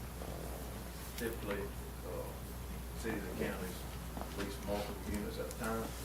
There's been so many problems with service lately, part availability, that we didn't want to bite off a big chunk. We wanted to, just go with one unit and see how it performs and how the service performs. What about hours? Any hour cap on that thing? 1,000 hours annually. What are we running? That's that's about what we're just under that, so we want to make sure we stay up on that cap. Just out of curiosity, the surplus ones, and I know I mentioned this before, is there an opportunity to leverage those for training, especially considering the high school has that program going on? Certainly, yeah. Okay. That's why I have all three of them down there. We could take, the best one and keep it, make some repairs to it where it could just be used for training, Mhm. and then surplus the other two. Awesome. Did we already budget to do one of the motor graders, or have we already talked about doing it on a remand? Yeah, so when the board has surplus two of these, I think it was the John Deere and the Komatsu, and the idea at that time was to take funds from the sale of those and put it towards rebuilding one of the old 12Hs. The amount we can get, there is $47,000 for those two. The cost to rebuild one is $250 or more. I think the newest one was in the threes. And so, Still going up. yeah, what you get out of the old ones is not nearly enough to rebuild one of the other ones. So we get enough to pay a year's worth of lease on the new one though and try it out, right? Surplus them. Sean, is your mic on? Oh, I'm sorry. I just got to I'm check. sorry. Okay. I apologize for that. But, the only advantage to rebuilding these units is you won't have to use DEF fluid. And that's a problem in today's equipment market. I know everybody knows that, but still at the same time, you got a unit that may only last 5 to 6, 7 years. If we lease one, we can run it for 5 years and then have the option to turn it in for another one, or buy it out, or just discontinue the lease. I'm just thinking about if we refurbished one, it comes with a new machine warranty. But then if you were to purchase or lease one of these brand new machines, you have the DPF, you have the DEF fluid, and those all come with. I see Wendy shaking her head from bus issues. Yep. But I'm just looking at the cost of and downtime of electronic injector. One, if it gives a code, machine's down. Yeah. Whereas the refurbished machine's not going to have all this fancy electronics that you basically shut it off to the laptop. Or the technician the vendor is going to have the laptop. He's going to tell you what's wrong with it and how long it's going to be down until they get it fixed. What's the maintenance program on the lease? If we had, It's a premium maintenance program. so if we had the issues, the codes come up, we take it to them. We don't have to have certified. They come to us, or if they repair it in the field in most Right. cases. So we don't have to have those We don't pay for certified travel mechanics to- or anything like that, as you do with a lot of other maintenance programs. And luckily Yancey is right here local. They That's are. that's one good thing about going with Yancey. Been to Selma Deere about, let's say this thing's down, good parts right now are ridiculous to find even on new stuff. You've been the area in this is a lease, and, when we've got a machine that we're supposed to be slated for 1,000 hours a year on, this thing's down for a month, you are gonna have one for us to utilize in the meantime, because that's kinda how leases work. Yes. Yeah. I did speak with them about that, and they'll have a machine available for a loaner if they have to haul it in to their shop. That's the main thing I'm getting at, 'cause that's maintenance on this stuff, that's been when we were talking about redoing the old machine, we can, I know John and I can, we're probably on the old stuff. The new stuff, no. You don't have a laptop, you're not gonna work on it. That's the fear I had with, us maintaining new equipment. That I'd like to see more of the equipment being leased rather than. Right. And you see it happening more and more of these counties and these auctions, that they're doing that leasing. And, it's just, to me, it's a no-brainer. Yeah. Lawrence County just turned over their whole fleet. Of course, they did a lot of big mega site prep and everything, so they got a lot of their equipment leased at one time. They turned all their equipment over from Cat to John Deere here recently. You know, saying that there was, sometimes there's service issues. And so we're not married to Yancey. We're going to do our due diligence, but this is a good budget figure. Coming in at the last minute, I know y'all don't want those excuses or anything, but coming in at the last minute, I didn't have time to get with John Deere and Komatsu and everybody else. But I'm in agreement with the leasing program, because at the end of that 5 years, if that unit's just been a pain in our side and not been performing for us, we can either say, hey, we need a new unit, or we're going to try the next vendor and see if we have better luck with them. This would be, I'm sure, something we'd have to put up for bid anyhow. Sometimes they're available through Sourcewell or one of the other purchasing cooperatives, so you could go that route, or put it out for bid. This is through Sourcewell, by the way. And I think all the major manufacturers are under Sourcewell, so if we had an issue with one, we could go straight to another one under Sourcewell too, and not have to bid it out 3 different times. Right. Any more questions on the motor grader? Street sweeper. Sam, I know you had a question on this earlier. That Kingsview area, I'll check with Marvin on that, and Yeah. I'm pretty sure it's in that area. So that's just one of the areas with curb and gutter. And Haddock is really our largest area that we'd get the most use out of this. But we don't have storm sewer there in Haddock. It's just curb and gutter, no drains, right? We got drains. Oh, yeah. Do. And some of it's not been maintained since it was put in. Where does it go to in Haddock? It drains off to the creeks or, other areas like that. Not much in the way of a system, a piping system, but in conveyance ditches. Just gets it off the street. Yeah. There's cross drains with drain inlets getting it off the street from the curb and gutter. Gotcha. Okay. And in the past, I mean, y'all know, bumping curb and gutter is what they call it. Bumping it Right. used to do it with flat point shovels, and it'd take 8 or 10 men and a couple of backhoes and a dump truck. If you can get it all done with one man and one unit, we're way ahead of the game on that. You possibly do this once a year, but when it's been 5 to 10 years since it's been touched, it's stopped up pretty bad. But probably bump it go run over it once a year.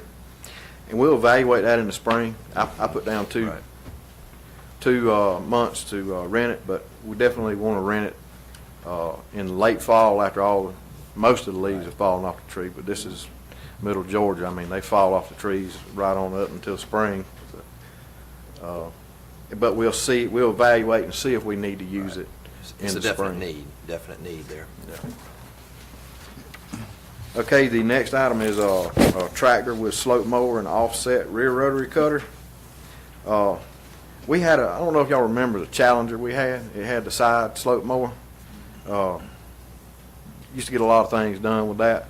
We're currently running 2 sidearm tractors, but both of them were down recently and needed repair, and that put us behind a little bit on our maintenance, on our right-of-way maintenance.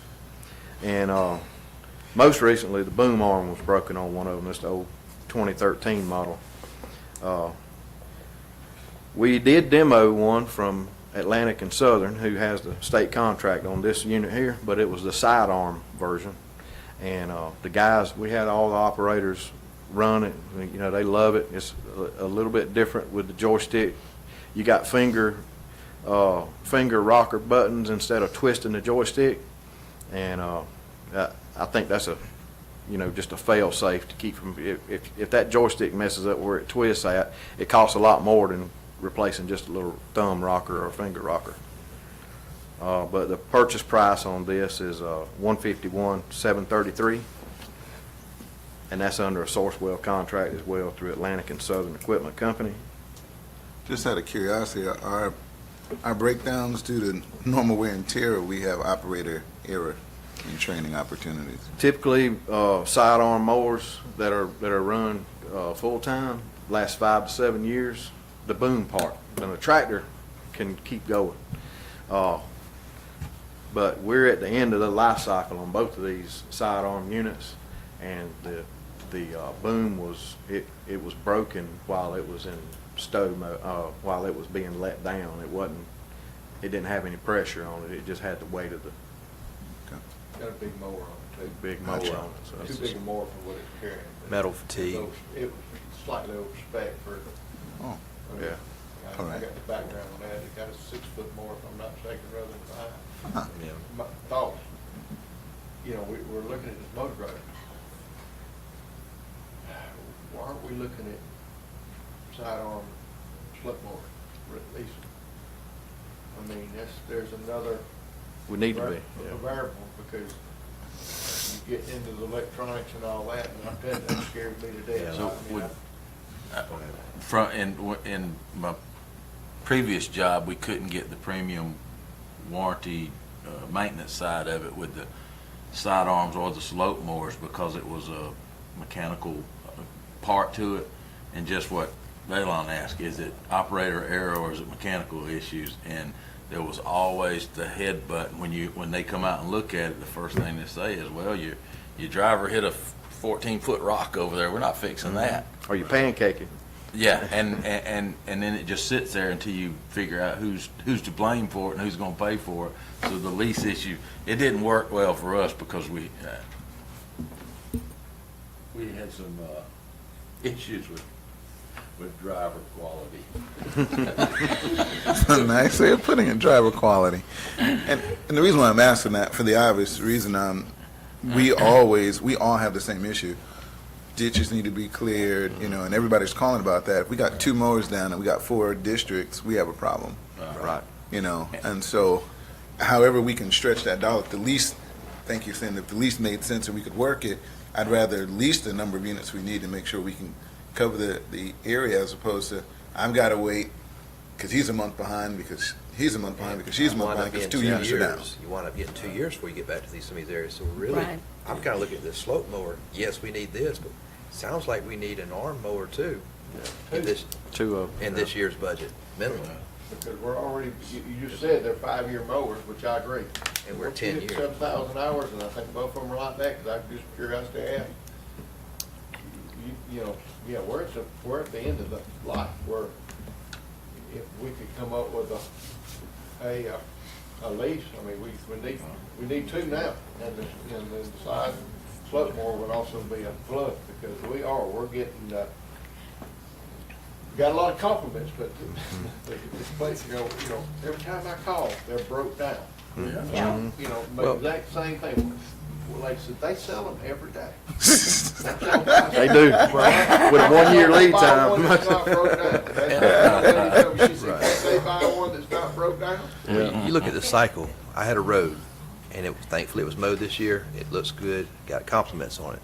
But it had been at least 5 years since it was touched, and I had 3-inch trees off the side, what the standard little farm tractor couldn't mow.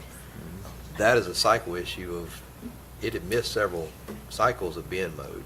So we have a equipment deficiency, at that point of not being able to get around our areas. Yeah. And one of the things that got me fired up about this unit here is that slope mowers. They can, most of our roads, we're mowing the shoulder and then the front slope.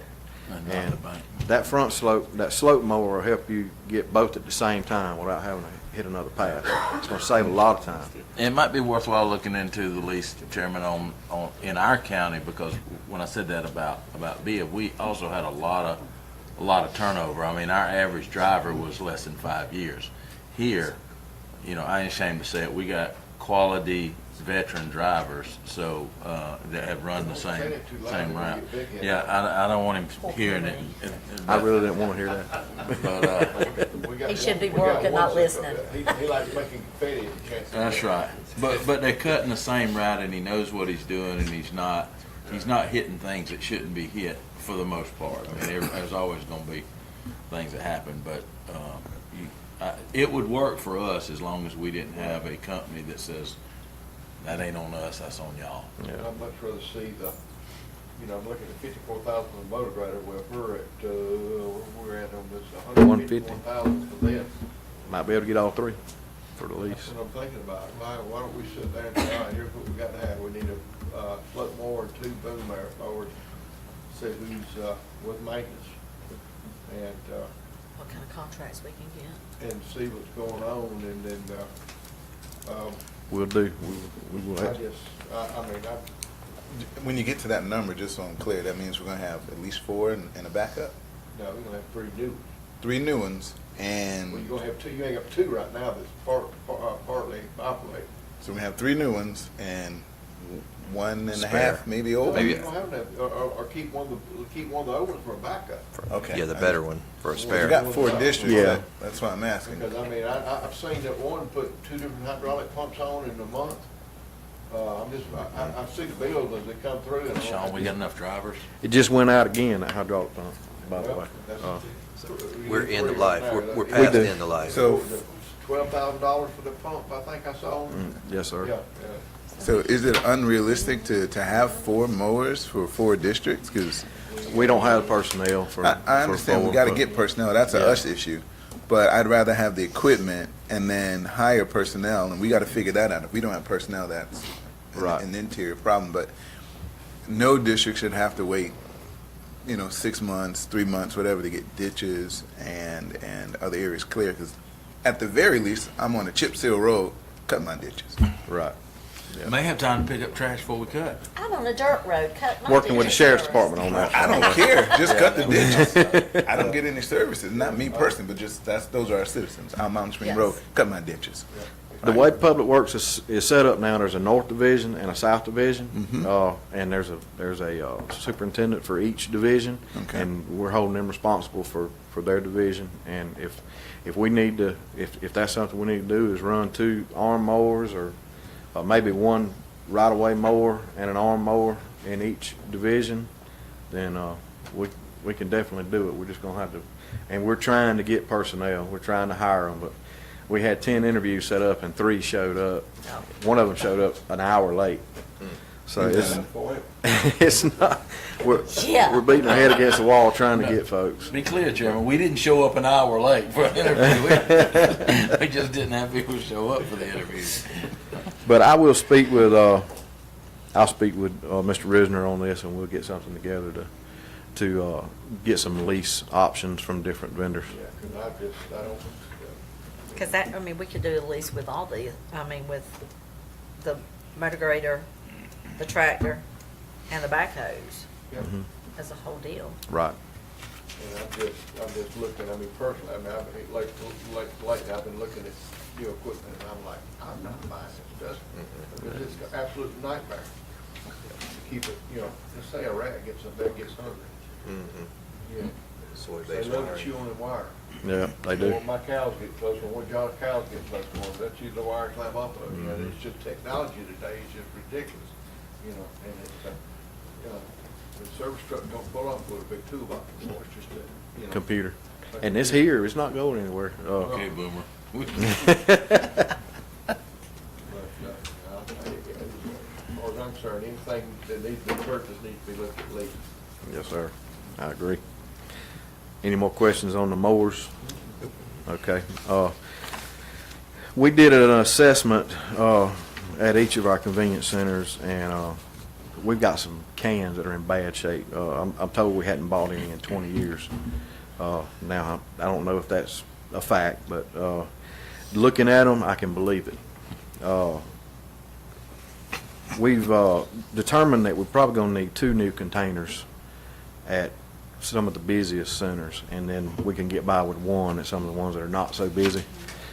But we figured we'd need 15 this year, and we want to try to replace 15 every year. This is gonna, the scrap price is gonna be $36,600 on 15 containers, so we'll be offsetting that by a good bit. But what's really gonna be the kicker is we've spent $60,000 over the last 12 months on repairing them. I was gonna ask, is the can just falling apart? It is. All right, so what we're scrapping, obviously, could that even be used to repair the other cans, or we've already done that part? We've already done that part. Okay. Basically, the ones that we're going to be scrapping are they're just a patch, like a patchwork quilt on metal, and it's, you can't use, other than like hydraulic parts on a compactor, you really can't use any metal from the old ones. And, you know, these new ones, I mean, it'll do several things. These are the bathtub style. They're chamfered on the bottom. So the ones we have now are straight. That allows material and grime to get caked up in the corners, and it gets moisture in it, and that's where it rusts at. Yep. These bathtub style is going to help reduce that by a lot, and it's going to make our centers look a lot better too. I mean, you pull into them, some of them now, and those cans are just in bad shape. I know we're not in a beauty contest with our containers, but you know, I think looking better will be a huge part of it. And the purchase price for 15 of them is $110,275. That's on Sourcewell contract. That's the total price for 15? For 15. And we spent $59,000 repairing. Right. You see why? That's why I laughed out loud. I put two and two together on that one, Mr. Mark. Sean, I noticed when they pack the cans with various pieces of equipment in the county, is there a better method than a tooth bucket that potentially rips holes inside of our cans and then we have to do a patchwork to fix it? I mean, is there, I know I've done some research, and you and I have talked about it a little bit, a roller wheel or either a flat plate that's not going to rip holes, but a fang tooth is going to rip the can open. I listened to what you said about that roller wheel, and I've been researching them, and I think that'll help out a lot. Okay. Just buying a roller wheel that we can attach to the buckets, maybe take the teeth off and put a motor grader blade, weld a motor grader blade across it would help. But I know we got some gouges in some of the sides, but the main part of the deterioration is in the bottoms where I agree with that. dirt and everything get. But that roller, I think that's going to work pretty well. Any more questions on that one? Next up is we need our attendant office at Rock Creek Convenience Center is dilapidated, and we just Mr. Donald got prices for an outbuilding to put out there, and he's included the cost of wiring the unit for power and everything, and that purchase price will be $6,631. You gonna carry over the old window unit into this one, or you gonna get a new one? I'm just asking. I defer to the man. Okay. I think we're gonna carry it over. Does it still work well? It still works. Okay. If it ain't broke. Broke, don't fix it. Yeah, that's right. Don't talk about it, because then it'll break. Next item is rubber tire backhoes. We've got two that are 2003, 2004 models, and then our newest ones are 2005, 2006 models. Now these don't get used every day, but they do get used a lot. And the ones that we have, they have been good ones, but it's getting hard to find parts for some of them because of the age. So we wanted to throw this in on a lease as well, and the lease price is $65,213 annually for 5 years. That includes the premium maintenance. And that's for 2 units, right? That's for 2. Okay. Yeah. And the purchase option for 2 of the units at the end of the lease is $108,990. That's also through Yancey Caterpillar, but we can put out an RFP for that and get other vendors to respond with their lease terms and program as well. Same question, training wise, or any of the surplus units? Yes, sir. And we don't plan on, there's 2 that are available for surplus. We don't plan on surplus in both of them, just one of them, and keep one that's in better shape and probably easier to get parts for as a backup. Where's Atlantic Southern located? They have an office up around Atlanta, and they have one in Tifton, I believe. But their service guy, they got one that lives right over here in Baldwin County. Got another one that's down in Dodge County.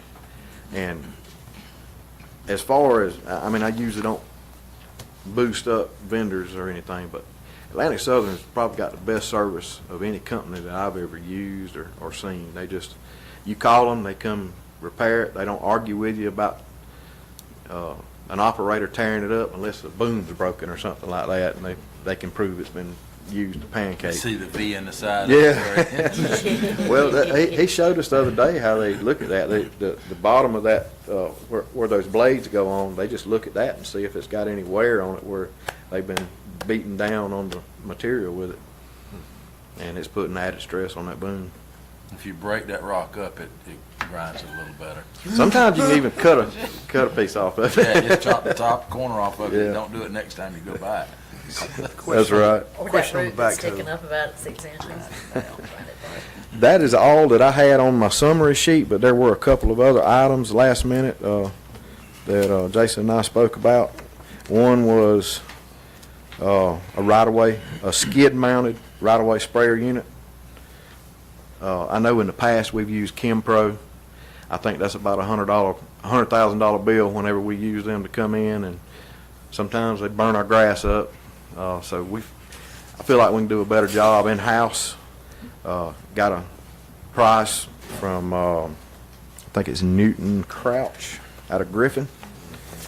This is a steel skid mounted with a 500-gallon tank, a Honda pump, boomless nozzle so we can shoot out about 20 feet, 25 feet on a good day. And it comes with the rate increase, automatic rate increase for your speed, so we're always getting the right rate out there. GPS compensated. Yeah. And that price on that unit is $17,548. Good thing about this is we can do our spraying, put it on the back of our 1-ton flatbed, do our spraying, take it off, put it up under the pole barn, still use that truck.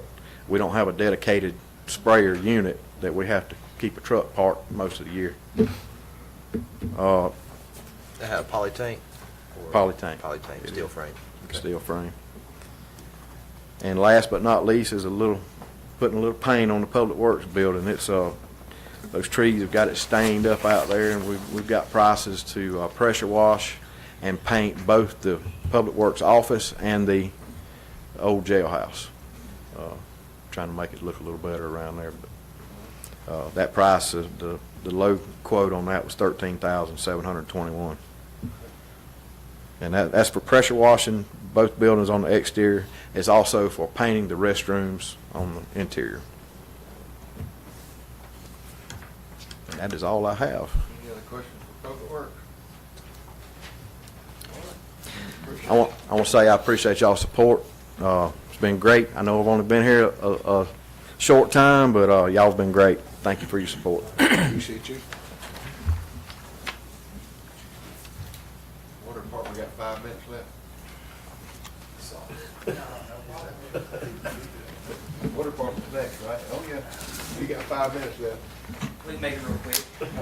I had to pick at it. I've also got some handouts. I don't know if I was supposed to give these to y'all ahead of time, but here they are. 2, 4, 6, 7.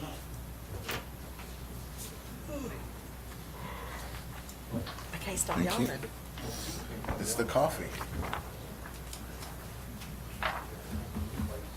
Is it working? No. And I was in bed last night at 8 o'clock. So? Jesus. It must be nice.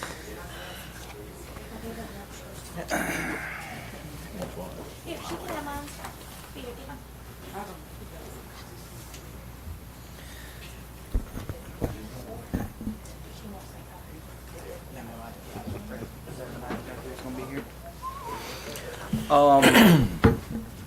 Everybody hanging in there? Y'all good? All yours. Okay. First item that I have for the contingency budget is lab equipment. We desperately need to build our own drinking water lab. This one's kind of a no-brainer. We spend about $25,000 a year on an outside contract lab. That's the Georgia EPD lab. Between our contract and FedEx that we ship, constantly shipping next day to them, is about $25,000.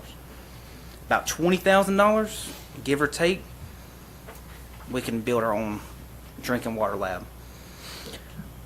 We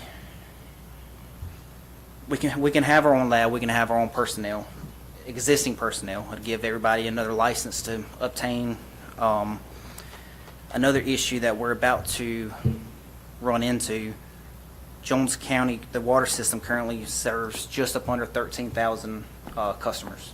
Once we hit 13,000, which is going to happen this next sanitary survey that we have, we're required to, we can't use the EPD lab anymore because we're gonna be considered a large water system at that point. We're not in the medium range, we're a large, just like Atlanta, everybody else. So we can't use the government lab, so then we're gonna have to use another third party, which is gonna be even more expensive. So if we're already spending $25,000 a year and we need $20,000 to build our own, in a year it'll pay for itself. Now the only issue with this is we need a place to do it at. Me and Mr. Ingram have gotten together, and Henderson Road Water Plant, we already have funding to upgrade that plant. We already have the funds set aside. We don't feel 100% comfortable spending X amount of dollars on that plant unless we have more wells on the south side Twiggs County that we've been in negotiations with for a while. So as soon as we can get that, I feel like we can pull the trigger on the Henderson plant upgrades, have a spot for this lab.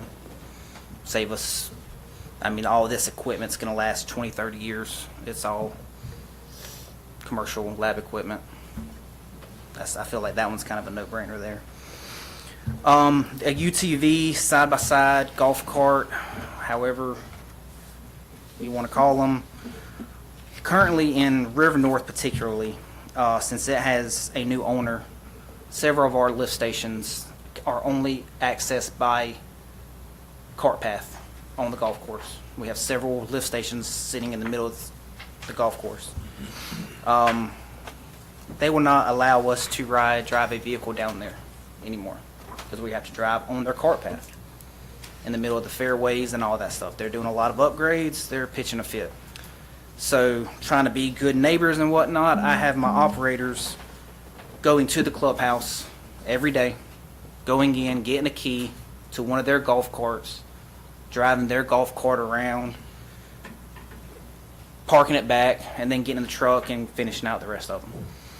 So I'm requesting some kind of UTV of some sort to be able to access those. We already have a River North shop up there. We can just, it'll save us a lot of time. I'd also like one with maybe like a PTO on it, so we can maybe start clearing our own right-of-ways that have not been done out there in 30 years. You know, I'm also requesting something maybe with a heater in it for the wintertime, because they spend about 2 hours going around to these stations checking them thoroughly. So in the wintertime, if they're riding around in this cart, you know, it's going to be extremely cold.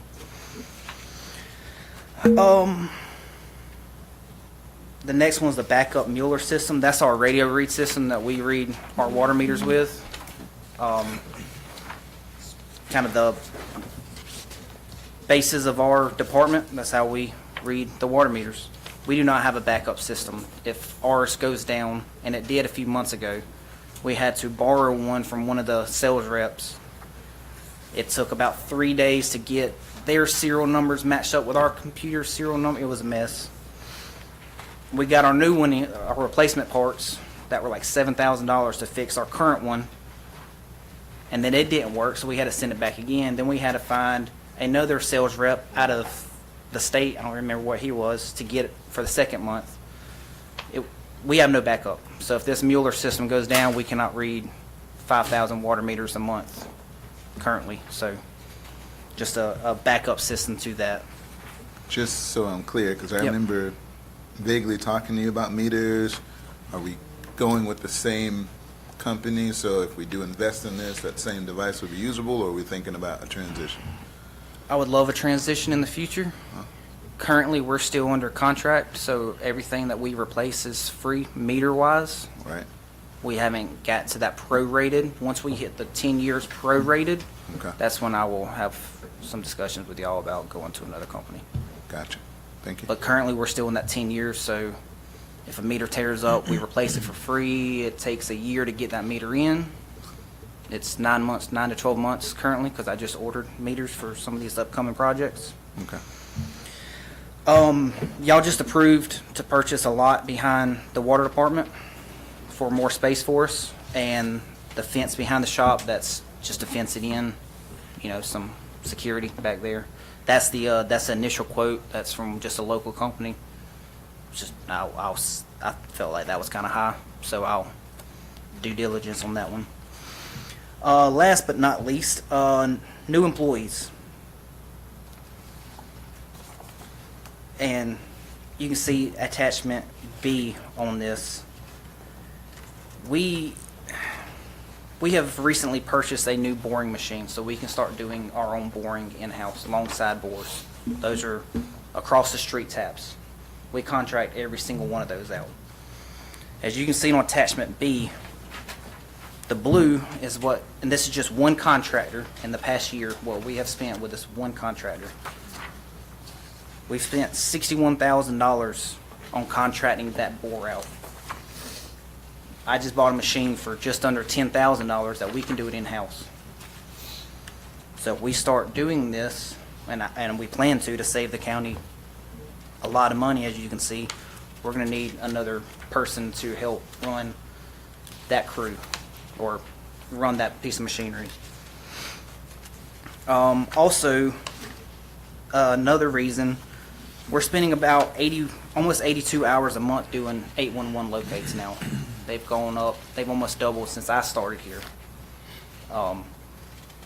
So that's one of my guys, half of their time at the water department is doing nothing but locates. And even then, they're rushed to make sure that they're doing them correctly.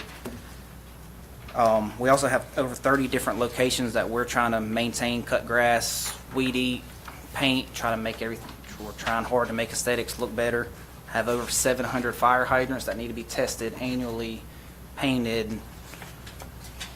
And I think in a year and a half, that was one of my biggest things. I think we've gotten 18 done so far, because we just do not have the personnel to see anybody out. Hey, we don't have anything going on, go test hydrants. We don't, there's none of that at all. Part of the new employee thing is, and if you'll look on attachment C, this is exactly how our department's kind of structured, a personnel chart. This is, we only have one supervisor that is over anybody else other than myself. So if anybody needs a day off, they come to me. There's no organization to it. So with these new positions and whatnot, I would also like to add new titles to positions. If you look at attachment D on the backside, I'd like to create a lead water operator to, my water operators, I can only answer to, I only personally have to speak to one water operator. They kind of do their own thing. Same thing with like an office manager. Currently, if we have an issue, they all three come to me. If I could just have one person designated that is on paper saying, if we have issues, it goes to the office manager, and the office manager has issues currently, then it comes to me. Same thing with the C&D supervisors. I'd like to create some crew leaders. So we have different crews going out. I think other departments have all of these. I'm doodling. Where's your number 2? I don't have a designated number 2 by any stretch. I remember talking, I know in this meeting, I remember talking about it some time ago. Mm-hmm. But yeah, you need to put that box in there for number 2. Okay. Because our previous superintendent had a number 2. I was. What was his name? He lives on Drickliffe Road. Aaron was his number 2. Aaron? I guess I don't count Jeffrey. Oh, that's what I was thinking. Yeah, I'm talking about Aaron. Freddie. Yeah, Freddie had Aaron. That was his number 2. Was he titled as an assistant, or It was just he just was his go-to? Donnie's the closest, but he was the other one that had the other credential too, because you're the only one with credentials for everything here, right? Yes. And I know I remember mentioning that, like, we need 2 people. Yeah. Yeah, okay, I'm not crazy. Who's All the right. next closest to having? Well, that doesn't justify that now. Well, when it's your It gets water you closer. source, I'm just saying. My next credentialed, I have Stevie that has a Class 3 water and Jeremy with a distribution. That's one license apiece for those two, and that's it in the entire department. Creating these new positions, I feel like if we hire a C&D tech tomorrow, he has nowhere to improve. He'll be a C&D tech if he stays here forever. Unless somebody, Donnie or whoever, Mr. Donnie's about to retire, whoever takes his spot retires or leaves or quits. There's nowhere to go, and they know that. So do we have an org chart for the water department?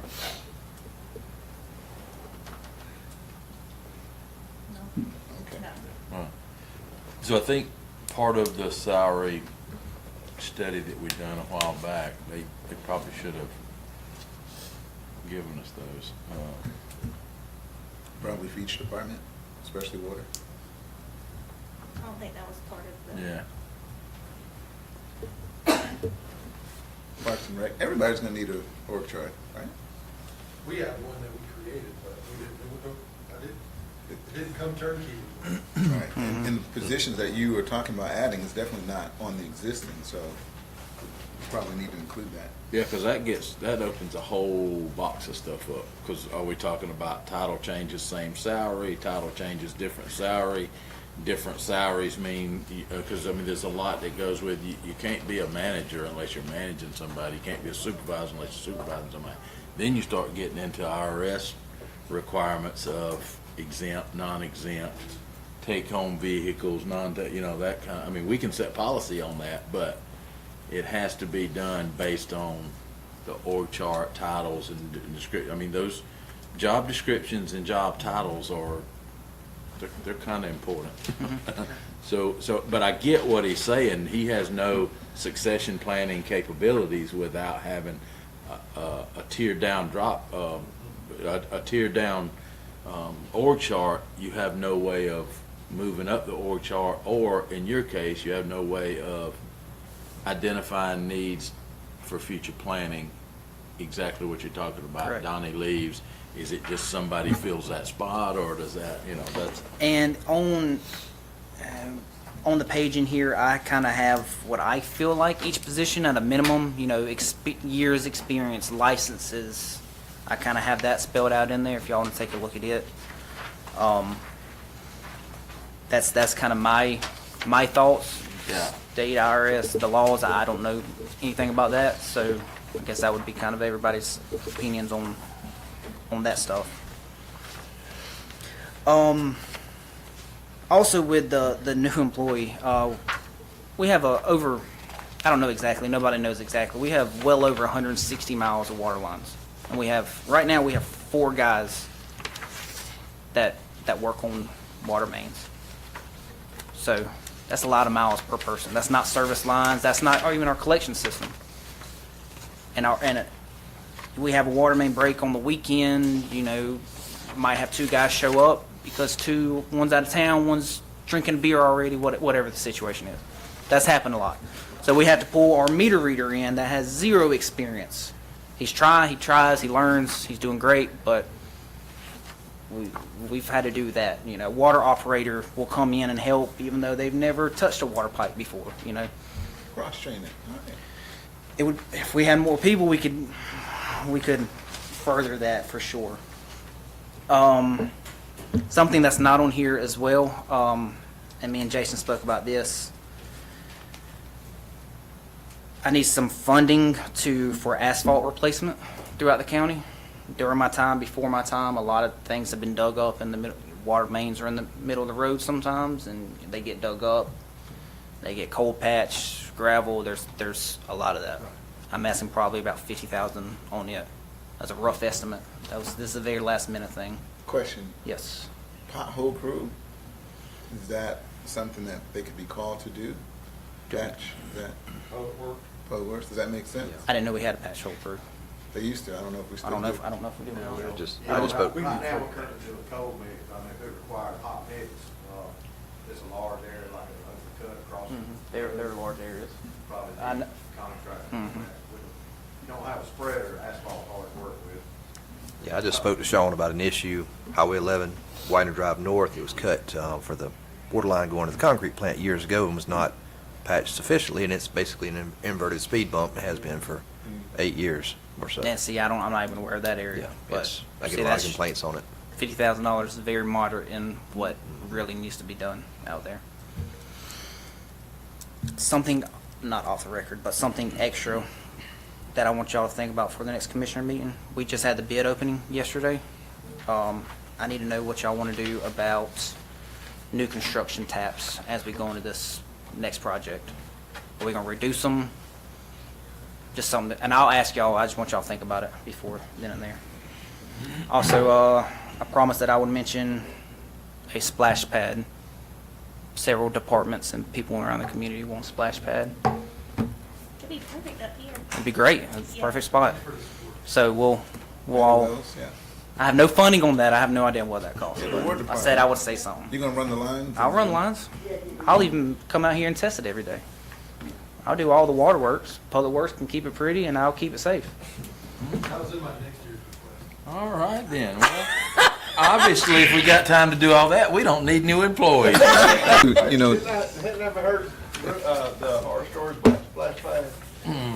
We talk about this on these meetings and all, that, you know, we had their training meetings, and it's, you hear a lot of, don't do this, and I think, I've heard splash pads more than one, like, oh my. I'm gonna God, channel my whatever. Randy Jackson. That's a no for me, dog. I heard, don't do it. Oh, where's your little Rosa Rosa? Parks, that splash pad does a really good job. Baldwin County's got one, and they're doing fine. So I'm not sure who you guys are listening to. Rosa Parks, where at? The one right in East Macon. Rorart. No. Yeah, right there, Off of 40. behind Rafield. Is Tire. that the end? Oh, Maynard Oh, Street. yeah. Is that the end? Yeah, yeah. Okay. That's, Rosa Jackson. Rosa Jackson. I'm I sorry. was going to say Rosa Parks are down in front of City Hall. Yeah, I know. I built them all, Wendy. I know where they are. Yeah, you should know. You should know about it. And it's down about 3 months out of the year. You It's just- a nightmare. You guys gotta don't go to the lowest bidder. No, I don't know. Open That's records, exactly open right. records request the repair bills on those things. Yeah. Is it a recycler? Yeah, it has to, everything has to recycle, at least 85% has to recycle now. As the board thought, you know, we're talking about That's labor why you awful, have to- it's we just as like thought it's even more when about you- our own install. Yeah. Tested every day, see the health Or, department. or we're talking about water department, I mean, I thought we agreed to the install crew with the last project that came up. We said, yeah, we wanted to do it because the cost savings. Budget time, and it's not on the budget, right? Maybe he didn't know. No, he's got two that he's got to have. Oh, okay. That's just every day. current. That's not anything extra. That's not adding new crews, new responsibilities. So if we're going to talk about that, we need even more. We need at least 3 more people to do that. So that would be a whole new, That would be an entirely different crew, something that we do not currently do. But the cost savings is there because we looked at the numbers. I think it was like $1 million in installation or something crazy like that. I believe the cost savings These there. bids are looking like, you Yeah. don't see anything compared to what I'm seeing. So how much is the crew to run it? Sure, 3 people. I mean, I know we need to do it because it was $1 million with the install, and that's why I remember talking about it. So You we're would just going to need, give him the approval to do it? I want to bring it to y'all's attention, because I think we, you know, when he said this, I said, well, I hadn't heard the outcome of the bids, but I don't have to. I can tell you, it's, we're over budget again, I'm sure. Well, I think it's a no-brainer because we saw the numbers from what Tim showed us in the last project, and again, I believe it was $1 million, and that crew can be used obviously for there. But even when we looked at Haddock, it was this much money. But if we have the crews in line, we can run pipe as the pastor was asking, what part can we do at this time? You can still leverage those crews to do that type of work and so would it still be save money. 3 or 4 people? a minimum of 3. Minimum of You 3. got to leave I some. know, I remember us talking about it and agreeing that that's what we need to do. I don't think we got to. I thought we were waiting on, which would go in line perfectly with his org chart stuff, because we're talking about $15 million worth of new construction in the next 5 years. We gotta have somebody to maintain it, we gotta have somebody to help do it, and like we were talking about, if we're even talking about doing part of that construction, then we need the crew to put the construction in. But at the minimum, we gotta have the crew once it's put in, because Maintain it. if we're doubling our size of our operations, we can't do it with the same number of people. But if we don't have an org chart right now, and we don't have a second in charge, and we don't have designated titles of crews, It's a failure. you know, which I think is part of the problem we had in the past. We had construction crews or maintenance crews, but based on not having an org chart, they were just three guys that happened to be the guys that always fixed the brakes and the pipes, and they were our go-to guys, and they got in their trucks and went and done it every day because they were just told to. There was So- no- It sounds like, we're in consensus that A, he needs a number two for the obvious reasons, not just for succession planning, but because if he wants to go on vacation, he doesn't have to get a phone call or work 90 hours a week. And then, of course, the install crew, right? And then he's going to fix his org chart so when the salary study people come in, they can fine tune it and do what they need to do to make it work, right? I think the start would be, we gotta get some organization in the department and see what everything costs, because it is a enterprise fund, so it has to be self-sustaining. It can't be, so we gotta know, as part of the pipes coming in, the money coming in, that's gonna increase the number of people in there. I mean, I know we got general fund that pays for some things, but the water department is, we need to make sure that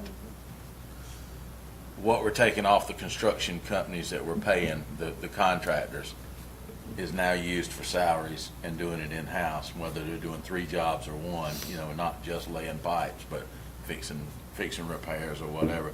So I think we need to see what that department looks like, setup, titles, salaries, overall cost, versus not paying contractors, because we know the savings is there. We know it's easier to do it with 3 guys than it is pay $1 million in contractors. We know we're expanding the system, so that's a given. We know we got to do it. I don't like saying let's hire a second in charge and hire 3 people without even having an org chart. But he needs a second. That's, without an org chart, he needs Yeah. a second, because he's the only one with the license. That's a huge problem just in general. So, and then the additional people that he's already identified, right, for the work that needs to be done, because he's behind like every other department. And if you got a meter reader doing operator work or operator doing meter reader work, you've got a challenge. So I don't want to delay that, because how long does it take to hire these people? It might line up with the salary study. Who knows? But I want to give him the authorization to go ahead and hire the people that he need to. Because regardless of budget or not, no offense, we know that we're going to take that line item out for install and allocate it to his department, which I believe, just on that one project, the 2 projects, probably over $1 million. I would agree that we need to do those things. I don't agree that we just need to authorize hiring a number 2 and 3 people now, because we don't know what that looks like. And we Sam, don't- what happens if, no offense to him, something happens to him tomorrow? Well, I'll come back with, since we've been on this board, that's been the structure of that department, so nothing's changed. It's not been effective. And he give us his 100 days, first things he was gonna do. In that 100 days, and I love you, Brandon, all due respect, since he's been here, we've known these things up. We have not gotten, whether it's our issue, whether it's Jason bringing it to us, Brandon bringing it to us, or a conglomerate of bringing it to us. We hadn't got anything now that says, here's where we need to go, and here's what we need to vote on. I'm just a little worried about saying, yeah, let's just hire people because we know he needs them.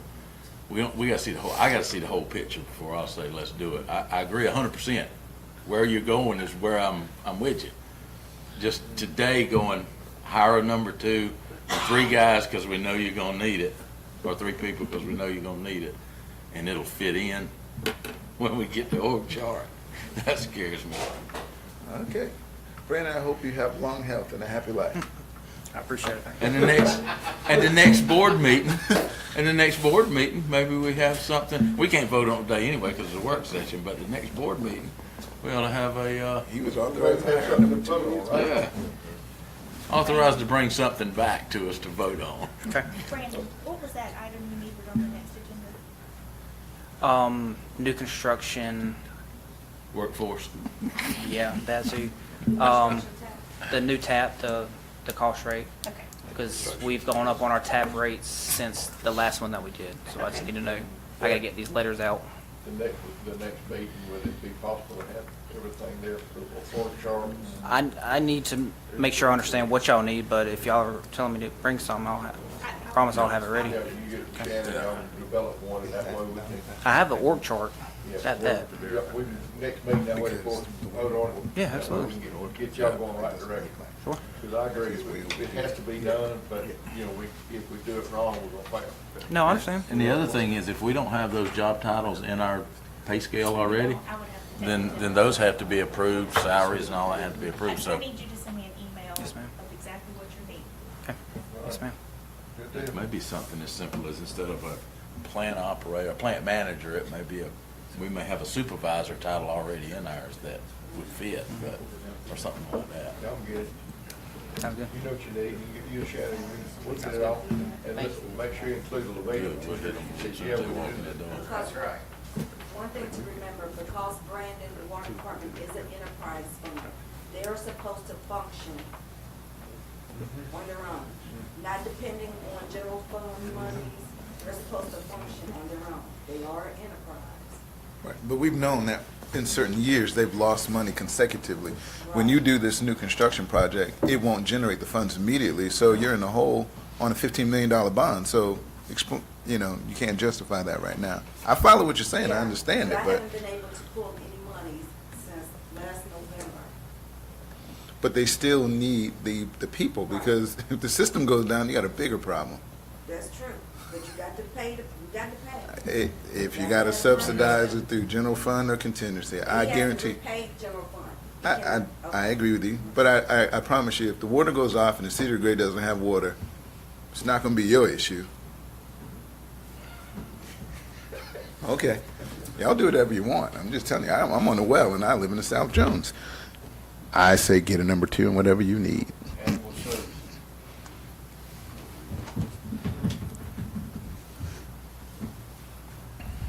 Good morning. Morning.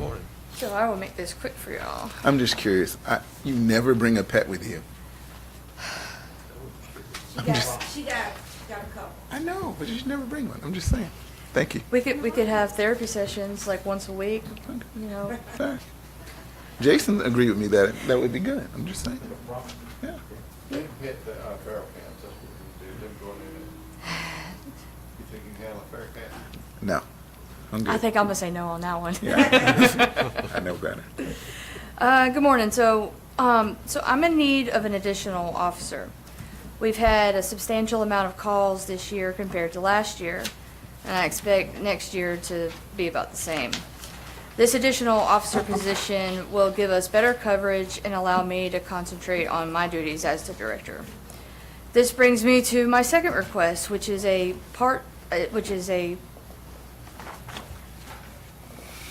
full. I have 3 part-time positions. I'm sorry, I'm wording this. So I currently have 3 part-time kennel positions, and I would like to upgrade one of those positions to a full-time spot. The turnover in these positions is really high. It's basically, we're just a temporary stop for people who's looking for full-time work. I think everybody pretty much has that same problem. I'd like to promote within my department one of these part-time positions to the full-time spot. So then that would be one full-time and 2 part-time positions for the kennel techs. In hopes that we can keep long-term employees is my goal, because right now it's constant. Is it because it's part-time, or is it because of the type of work it is, or is it the pay for the type of work? I believe that the pay is pretty much the going rate. Y'all have increased that to, I think, a decent starting. It's the full-time status, which comes with benefits and things of that nature. I think that's where we're having the problem at, mainly. And an extra $8,000, what does that bring that salary to for a full-time person? She's looking at Jason, you. I wasn't quite sure about the numbers on that. So when the 8,000 for the, So I took the difference in hours there, that's $13 an hour, 572 additional hours, and then I added in FICA for that additional day. So the 8,005 is what's over and above an existing part-time position. So basically, this is like a $25,000 a year job. 13 times 45, 20 times 50, 25. 2080. Yeah. I mean, 2080 hours, no.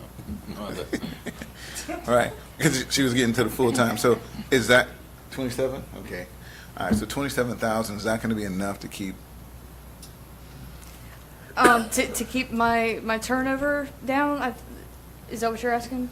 I think for this position, you have to find certain people who love this job. We have one part-time employee that will not go anywhere. She makes 13-something hours, she loves it. We have another one that just went to a full-time position in the county and wanted to stay, but really needed the benefits for her family.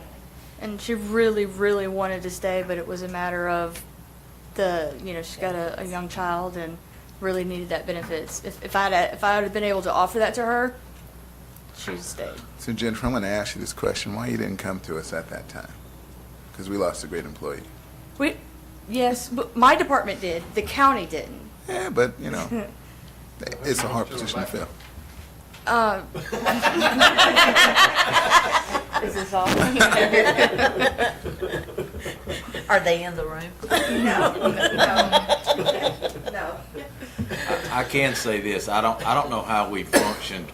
We had, best I can recall, we had 2 people when we first came here before we built this shelter. We've got a lot of volunteers and a lot of part-time folks doing a little bit of work, but when it comes to the actual answering the calls, I can't tell you, because y'all know we all get these calls all the time, whether it's cats, dogs, horses, pigs, goats, chickens, whatever it is.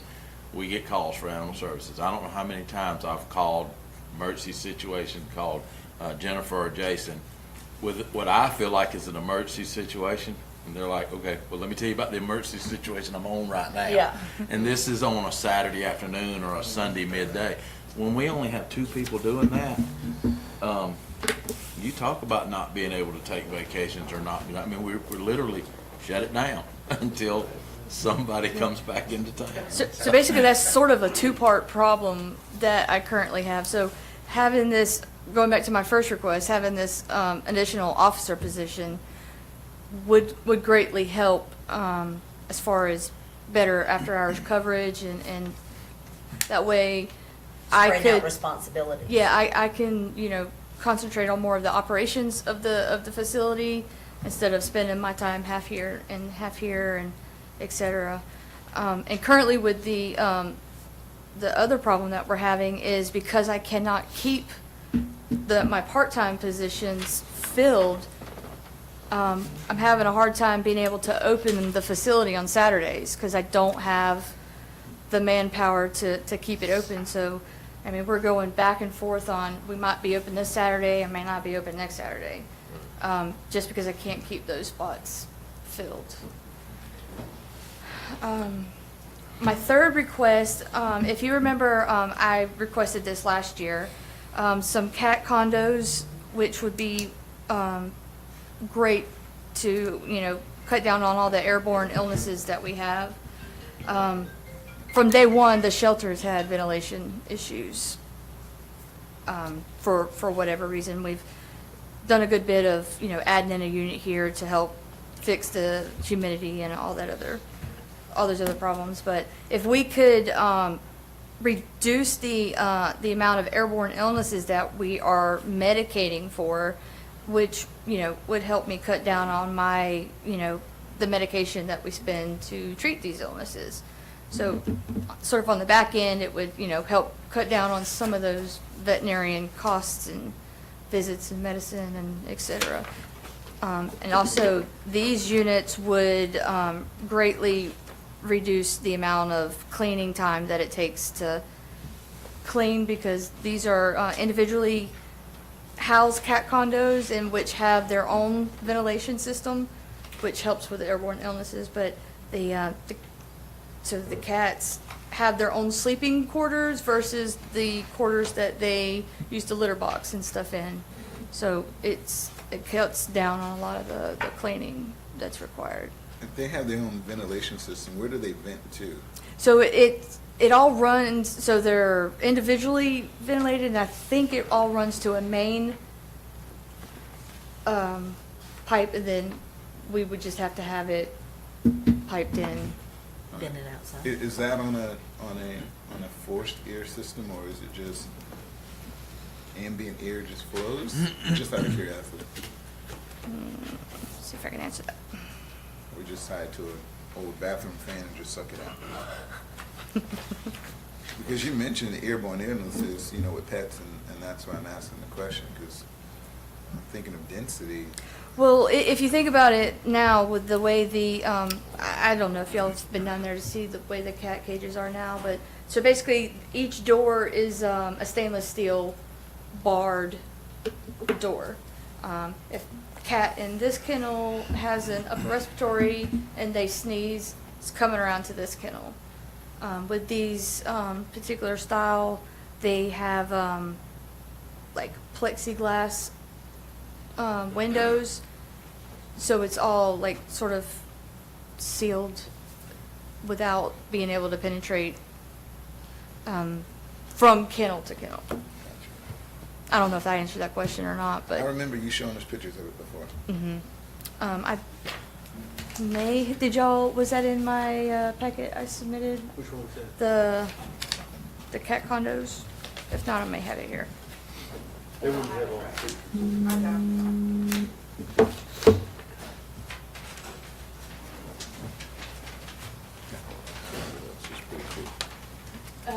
And besides the fact that it would greatly improve the aesthetics of the room and make it look pretty fancy. Replace the ones we bought used, but that was the same, didn't we buy these used? Or is that something else? The cages that we're using now? Yeah. They actually came from the old shelter. Believe that we had purchased them from Dr. Moore when we moved over, so they're Oh, those are kennels that I used to clean. Yeah, they're pretty. They're you know exactly what I'm talking about. Then Yeah. yeah, they've got some age on them. Moved them, but they're kind of, yeah, I can see the problem you'd have with the cats getting. And we're spending a lot of money on just medicating the problem. If we could fix the problem before it became a problem, we could cut down on that veterinarian line item a pretty good bit. And on a side note, which is not in my list here, I've had a lot of people bring up to me shades at the dog park here. So some canopy tarps or something for shade for the dogs over here. I don't know whose budget that would fall into, but I don't either, but I had it on my list when we were talking about parks, about playground equipment out here. I was like, shade sales have been talked about more, especially over the runner, the thing out there. And when somebody mentioned it, I looked out and I was like, man, 75% of that place is bare sun. and it's hot. It's hot. That's why it's hot. mostly used in the evening, because those trees kind of shade everything too. But it gets well used. Yes, it does. Sean obviously missed the memo about other department heads asking for Parks and Rec things in there. Yeah. Sean, we take it from you. You just ask from him. That's how it works. But as always, thank you for your support and your consideration on these matters. These three things would greatly improve my department. We thank you and your crew, because I tell you what, some years ago, it was not fair. We've come a long way, and I got a great crew, and I'd like to keep them and add some more to it. Yeah. All right. Constantly get compliments on us, how it's going. Proud of y'all. I tell you, they're killing us on Facebook right now. They're killing us. No, they're killing me on Facebook right now. They're giving you some reprieve right now. Buses are rolling. All right, thank you. All right, thank you so much. No, you got 5 minutes. I think I'm getting hungry too, No, it's messing with you. Okay. You know I had to give you a hard time. Oh, you always do, right? I always start with Brandon. I said, well, I think this is my 5th time doing this. He give me a hard time. Okay, my first item for y'all's consideration is the adult probation building. Building's roughly 20 years old. Oh, I'm sorry. I had to get the books out. Oh. Jumping ahead.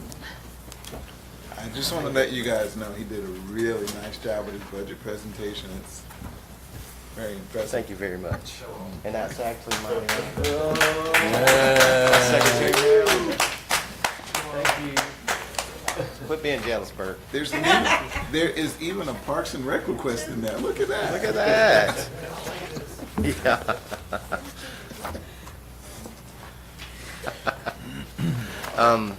Yeah, the adult probation building, it's a trailer we have over there on the side of the jail. And it's roughly 20 years old, and the roof situation is needing addressing. We're getting a lot of water running off the side. There's no way to deflect the water off the trailer, and it's just attacking all that wood down through there. It's like I think he called it TPO roof on that building. Yeah, and it's in the budget there. What I'd like to do is get a metal roof that would overhang on all four, on the sides as well as in the front, and install gutters to move the water where it needs to go. Also, the vinyl skirting around the building is just deteriorated from, I guess, 20 years of sitting out there in the sun. We also want to do the paint and stain of the decking boards out there. There were some complaints. We've actually moved the soil conservationist and the, what's the other guy's name? Corner in over there, yeah. And he had some complaints about the steps, and we replaced some boards over there. But, I mean, it just, to make it look good and something we can be proud of, I think we should go on and paint that and stain the steps as well. So just out of curiosity, building's been vacant for 3 years. Nobody plans to use it. Is it worth maintaining, or is it? Or You know, I think it is. I mean, there was talks of possibly 4-H giving elections some room, them going over there. I don't know if that's still a possibility. I don't know. But we're also setting up an office over there for the ArcGIS. So that would be 3 people over there. You know, I think the building's got potential. You know, we've maintained it. You know, we do our maintenance every 3 months. But as far as, you know, the water things, it just really, without spending money, we can't do anything about it flowing down the side of the building there. My thought is, were we spending throwing good money out to keep this, I mean, it's a trailer. It is a trailer. Mm-hmm. In a severe weather event, it's not a suitable building to take to shelter in place. Yeah, You know, right. during a severe weather, you're having to go somewhere quickly. Right. And We're running out of places to put people. yeah, and that's kind of been our go-to to put people at. You know, We need something there, but do we spend all this money on this, still, you know, 'cause, You know, it well, might have a be- shelf life. I don't care what, you know, what you do, they're, you know, yeah, exactly. They don't have a great shelf life. I'm just looking at right there, I've done those repairs, and you open up that wall, you go like, oh my. goodness. That's exactly Yeah. right. I don't have any double wides anymore, because Yeah. that was so. Yeah, oh yeah, right, right. You know, I just knew to try to prepare what we were there, but I'm definitely up for suggestions of what we can do with that, because, I mean, it's a county building. We want it to look okay, you know? Aesthetics it's a lot to me, you know, so. But you have 3 groups that are in the building or will be in the building now? We've got 3 different people that are 2 of them are currently in the building, one of them's going in the building. All right, who are those 3? The soil conservationist, coroner, and our ArcGIS. We'll have an ArcGIS office over there. Where was soil conservations before, with 4-H? No, they were here on the front hall. All across from And they're just here a couple days a month, maybe. And then the the coroner's office, they just needed somewhere to use periodically. They don't use it on a regular basis. And then the ArcGIS is something that building maintenance is working on and just needed a spot for a desk and a computer, so. Internal guts of the buildings look good. I mean, it's decent. I mean, it could use painting on the inside, you know, but I felt like that was something maybe we could do with budget money, you know, to do what we need to do inside there. This is just, I would like to get the bulk of this stuff on the outside, you know, taken care of. That way the damage don't get in anymore, so. Should we try to look? I don't know that I want to go back with another one of those type buildings. Trailer. So what was your, what roofing price did you, I mean, what kind of roof was it? A metal roof put back over the Yeah, top? metal roof over the top of that, that's correct. Maybe I missed the, where it comes up with the 24,000 total. I think it was a total of all these. Yeah, all total, Gutters. yeah. Underskirting. Gotcha. Gutters, roofing. How many square feet is it, by the way? It's probably about 4,000 square foot over there. It's a good size. It's actually, I think, 2 double wides put together. So $24,000 to save 4,000 square feet? Okay. 32 by 60. That's two 16-foot wides, two 16-foot wides. If it's 20 years old, you couldn't carry a 16-foot down the road without a special permit. So it would have been a 28 by 30 by 60. You said it's a total of 32 by 60. Yeah, that's 16 by 60, two 16 by 60 trailers. The roof's gonna be the start. Next is gonna be pulling that side, see how it all goes. Yeah. 1,920 square feet. You said 1,900? 1920.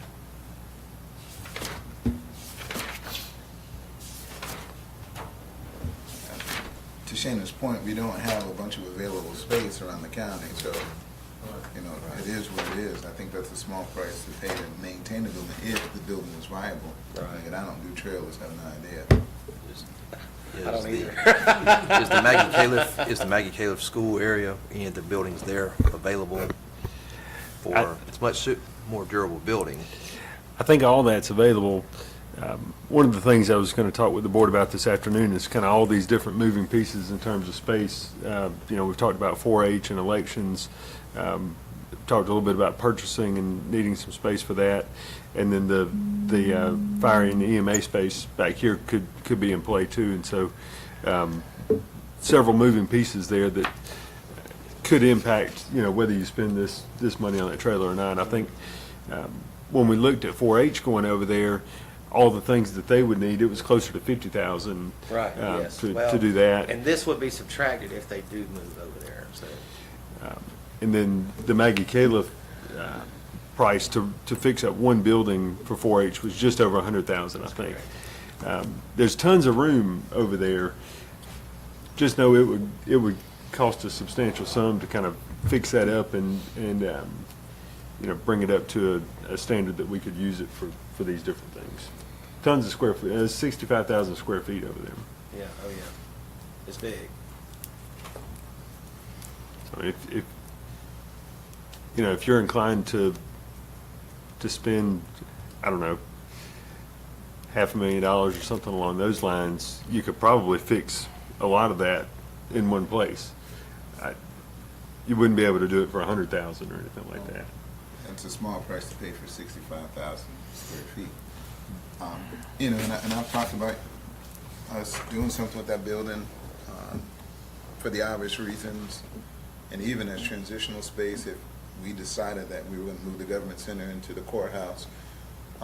But just from a community standpoint and business incubation, workforce development, all of that can go there, and training opportunities. Parks and Rec gets another gym. And again, we just have to plan it to make it make sense. But $500,000 for 65,000 square feet, that's pennies on the dollar. But plus what I just said. Yeah. You gotta remember, we sold the school down the road because a lot of the issues in it. So I understand. issues there too. That's why the school board's trying to get rid of it. I understand. I don't discount it. No different than why Matty Wells got torn down. So, just to be clear, $500,000 will not get us moved into 65,000 square feet. Yeah, I wouldn't try to imply that. Yeah, that's like $8 a square foot, and going rate's about $3.10 right now, so. Yeah, I wasn't trying to imply that that would fix up the whole thing. That won't get the flooring on 65,000, won't get LVT flooring. Okay, my next item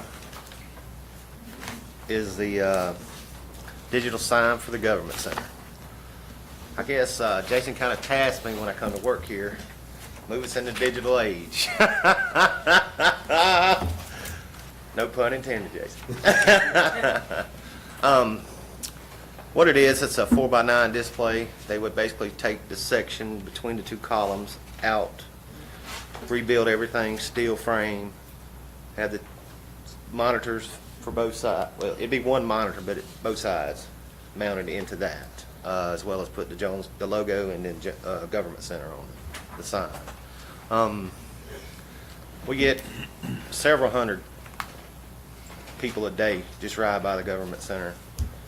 I feel like it'd be a great way to let the community know what's going on. It can be tied with EMA to put weather alerts. I know I'm saying a lot. Do we own the other piece of little property between the road and the railroad track? I don't think we own that property. Railroad. I'm almost positive, yeah, I know some railroad. Yeah. Because a sign there would be much more visible than where the sign is now. But you get into the railroad setbacks. Yeah, and right, They've cut a right. lot of trees on the Norfolk Southern property just because they were in the, visual barriers. They've cut them Who down. cuts the grass right there? I guess the city. I do when I go by with my bat wing. Oh, whatever. Just saying. Our guy cuts part of it, that does with the government center. And I do happen to, every time I go run by there with a bat wing, I happen to hit the stuff as high that he can't get with zero turn. That's what he's talking about.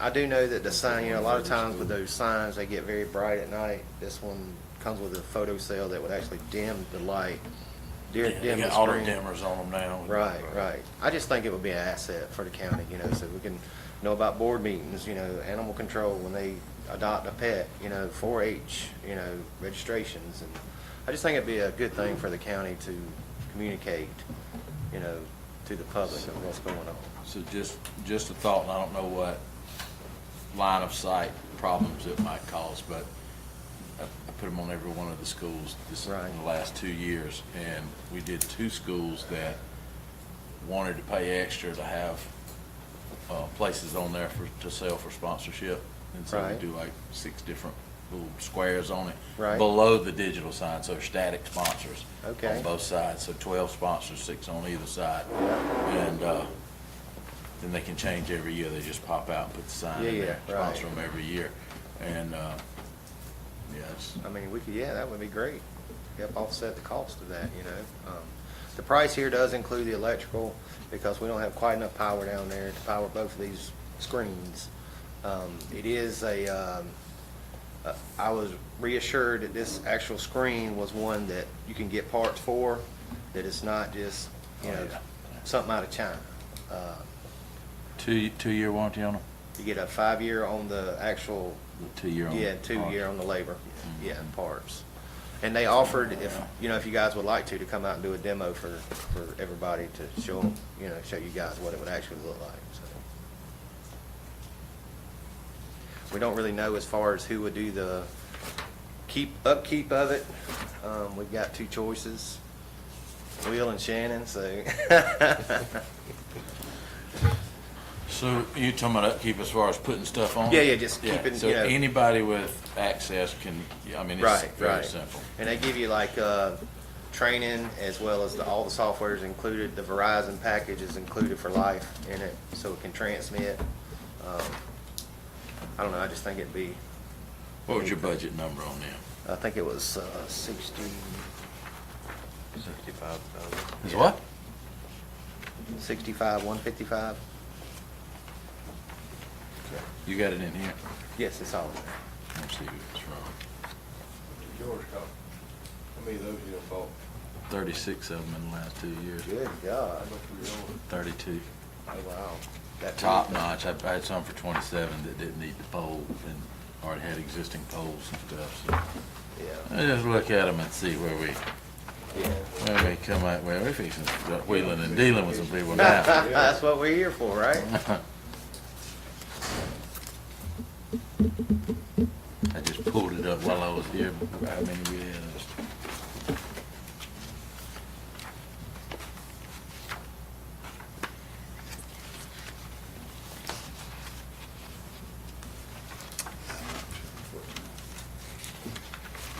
Did you not find it? No, oh, yours is in the front. You oughta- It's on the second Blue tab. Second tab, yeah.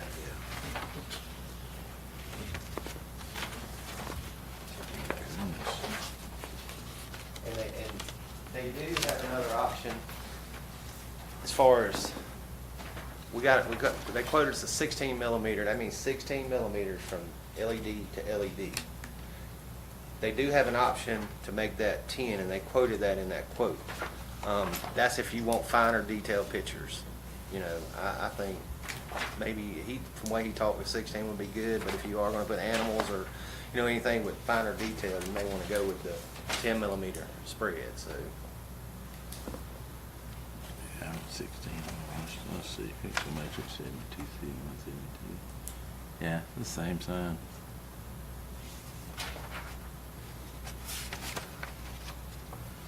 I don't understand the electrical. It only takes 120 volts, very few amperage pulling through because it's all Yeah, the LED. amperage is on there. I think it's like 22 amps right there.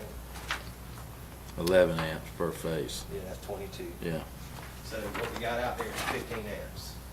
So Keith Roberts, it's only 14 gauge wire, which only 15 amp rated. So we would have to bore from there to the restroom out here. I don't remember where we pulled that wire from either. What's that? I don't remember where we pulled that wire from. It came, I think it's out of this panel out here. It's on that building, that old bathroom out here. yeah, because it wasn't the, Mechanical one? concession stand. Oh, that's right. Yes, that's right. I put it in there, no concession stand. That's right. You built the sign, didn't you? Yeah. That guy was asking me, he said, you think this sign will hold these digital signs? I said, Yeah, sure. boy. Chris Solid Winder built that concrete. thing. Solid concrete, it ain't going. Ain't going nowhere, that's right. My first one, my last one. I know, right?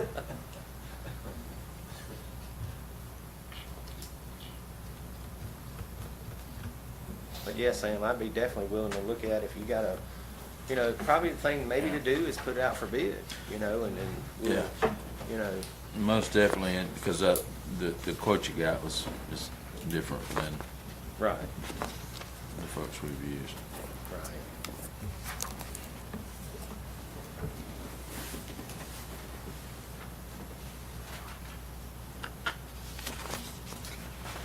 Okay, my next item, y'all, is the roof over here at EMA, the big barrel roof.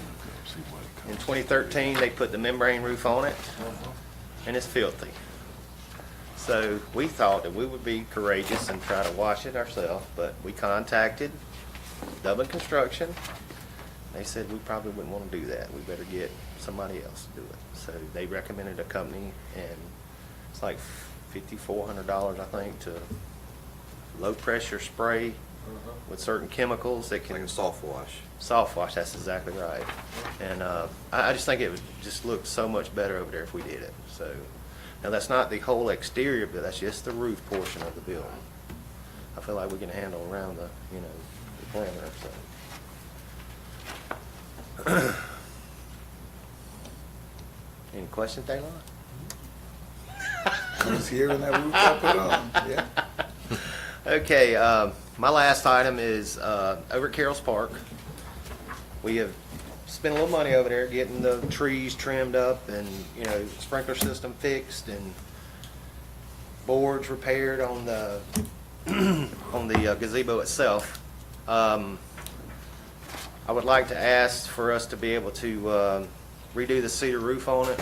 I met with Earlene over there, or actually I called Earlene, and she said as long as we go back with what is there, we're good. But I'd like to replace the cedar roof as well as the little decorative part at the top and paint the whole gazebo. And, I mean, it would just, that would set that park off, because it's really looking good over there. We pressure washed all the sidewalks through there. It's just really nice. That gazebo needs some attention. Gazebo needs some attention, yes. It was set there 30-some odd years ago because I helped build it How about that? in shop class in high school. That's right, that's You awesome. built that? Helped build it, yes. Yeah, Shop that's class awesome. project. That's where. It was a class, you didn't know Class everything, right? project. You know it's done well, though, to stand over there that long, it's really It's done probably got well. 952,000 nails in it, it's the reason why it's still Probably standing, so. right? Probably so. 30 years. Wow. Any questions, guys? Well, I But it certainly- does need it. I shot a wedding there not long Right, ago, and it yeah. was, I kind of had to hide some spots. in That's the right, picture, that's so. right. Well, thank y'all for everything y'all do for the county and our department. Thank you for the great job. All right, thank you. Y'all have a blessed day. Thanks, ma'am. Yep. I see you and Levita's up next. You want to let Levita talk? We may want to, I know we're a little bit behind, but pizza's here, everything for lunch is here. If y'all want to go ahead and break for lunch, and then we'll just start with that this afternoon. Or working lunch? Let's do working lunch. Working lunch? I got to make, all I got to do, I got 3 phone calls. All right. Crazy day. The county will run. That was for them to I said, do, to match it. We gonna eat, or we gonna? Attached to it. make your call. What you got? Dimensions. 4.5 foot wide.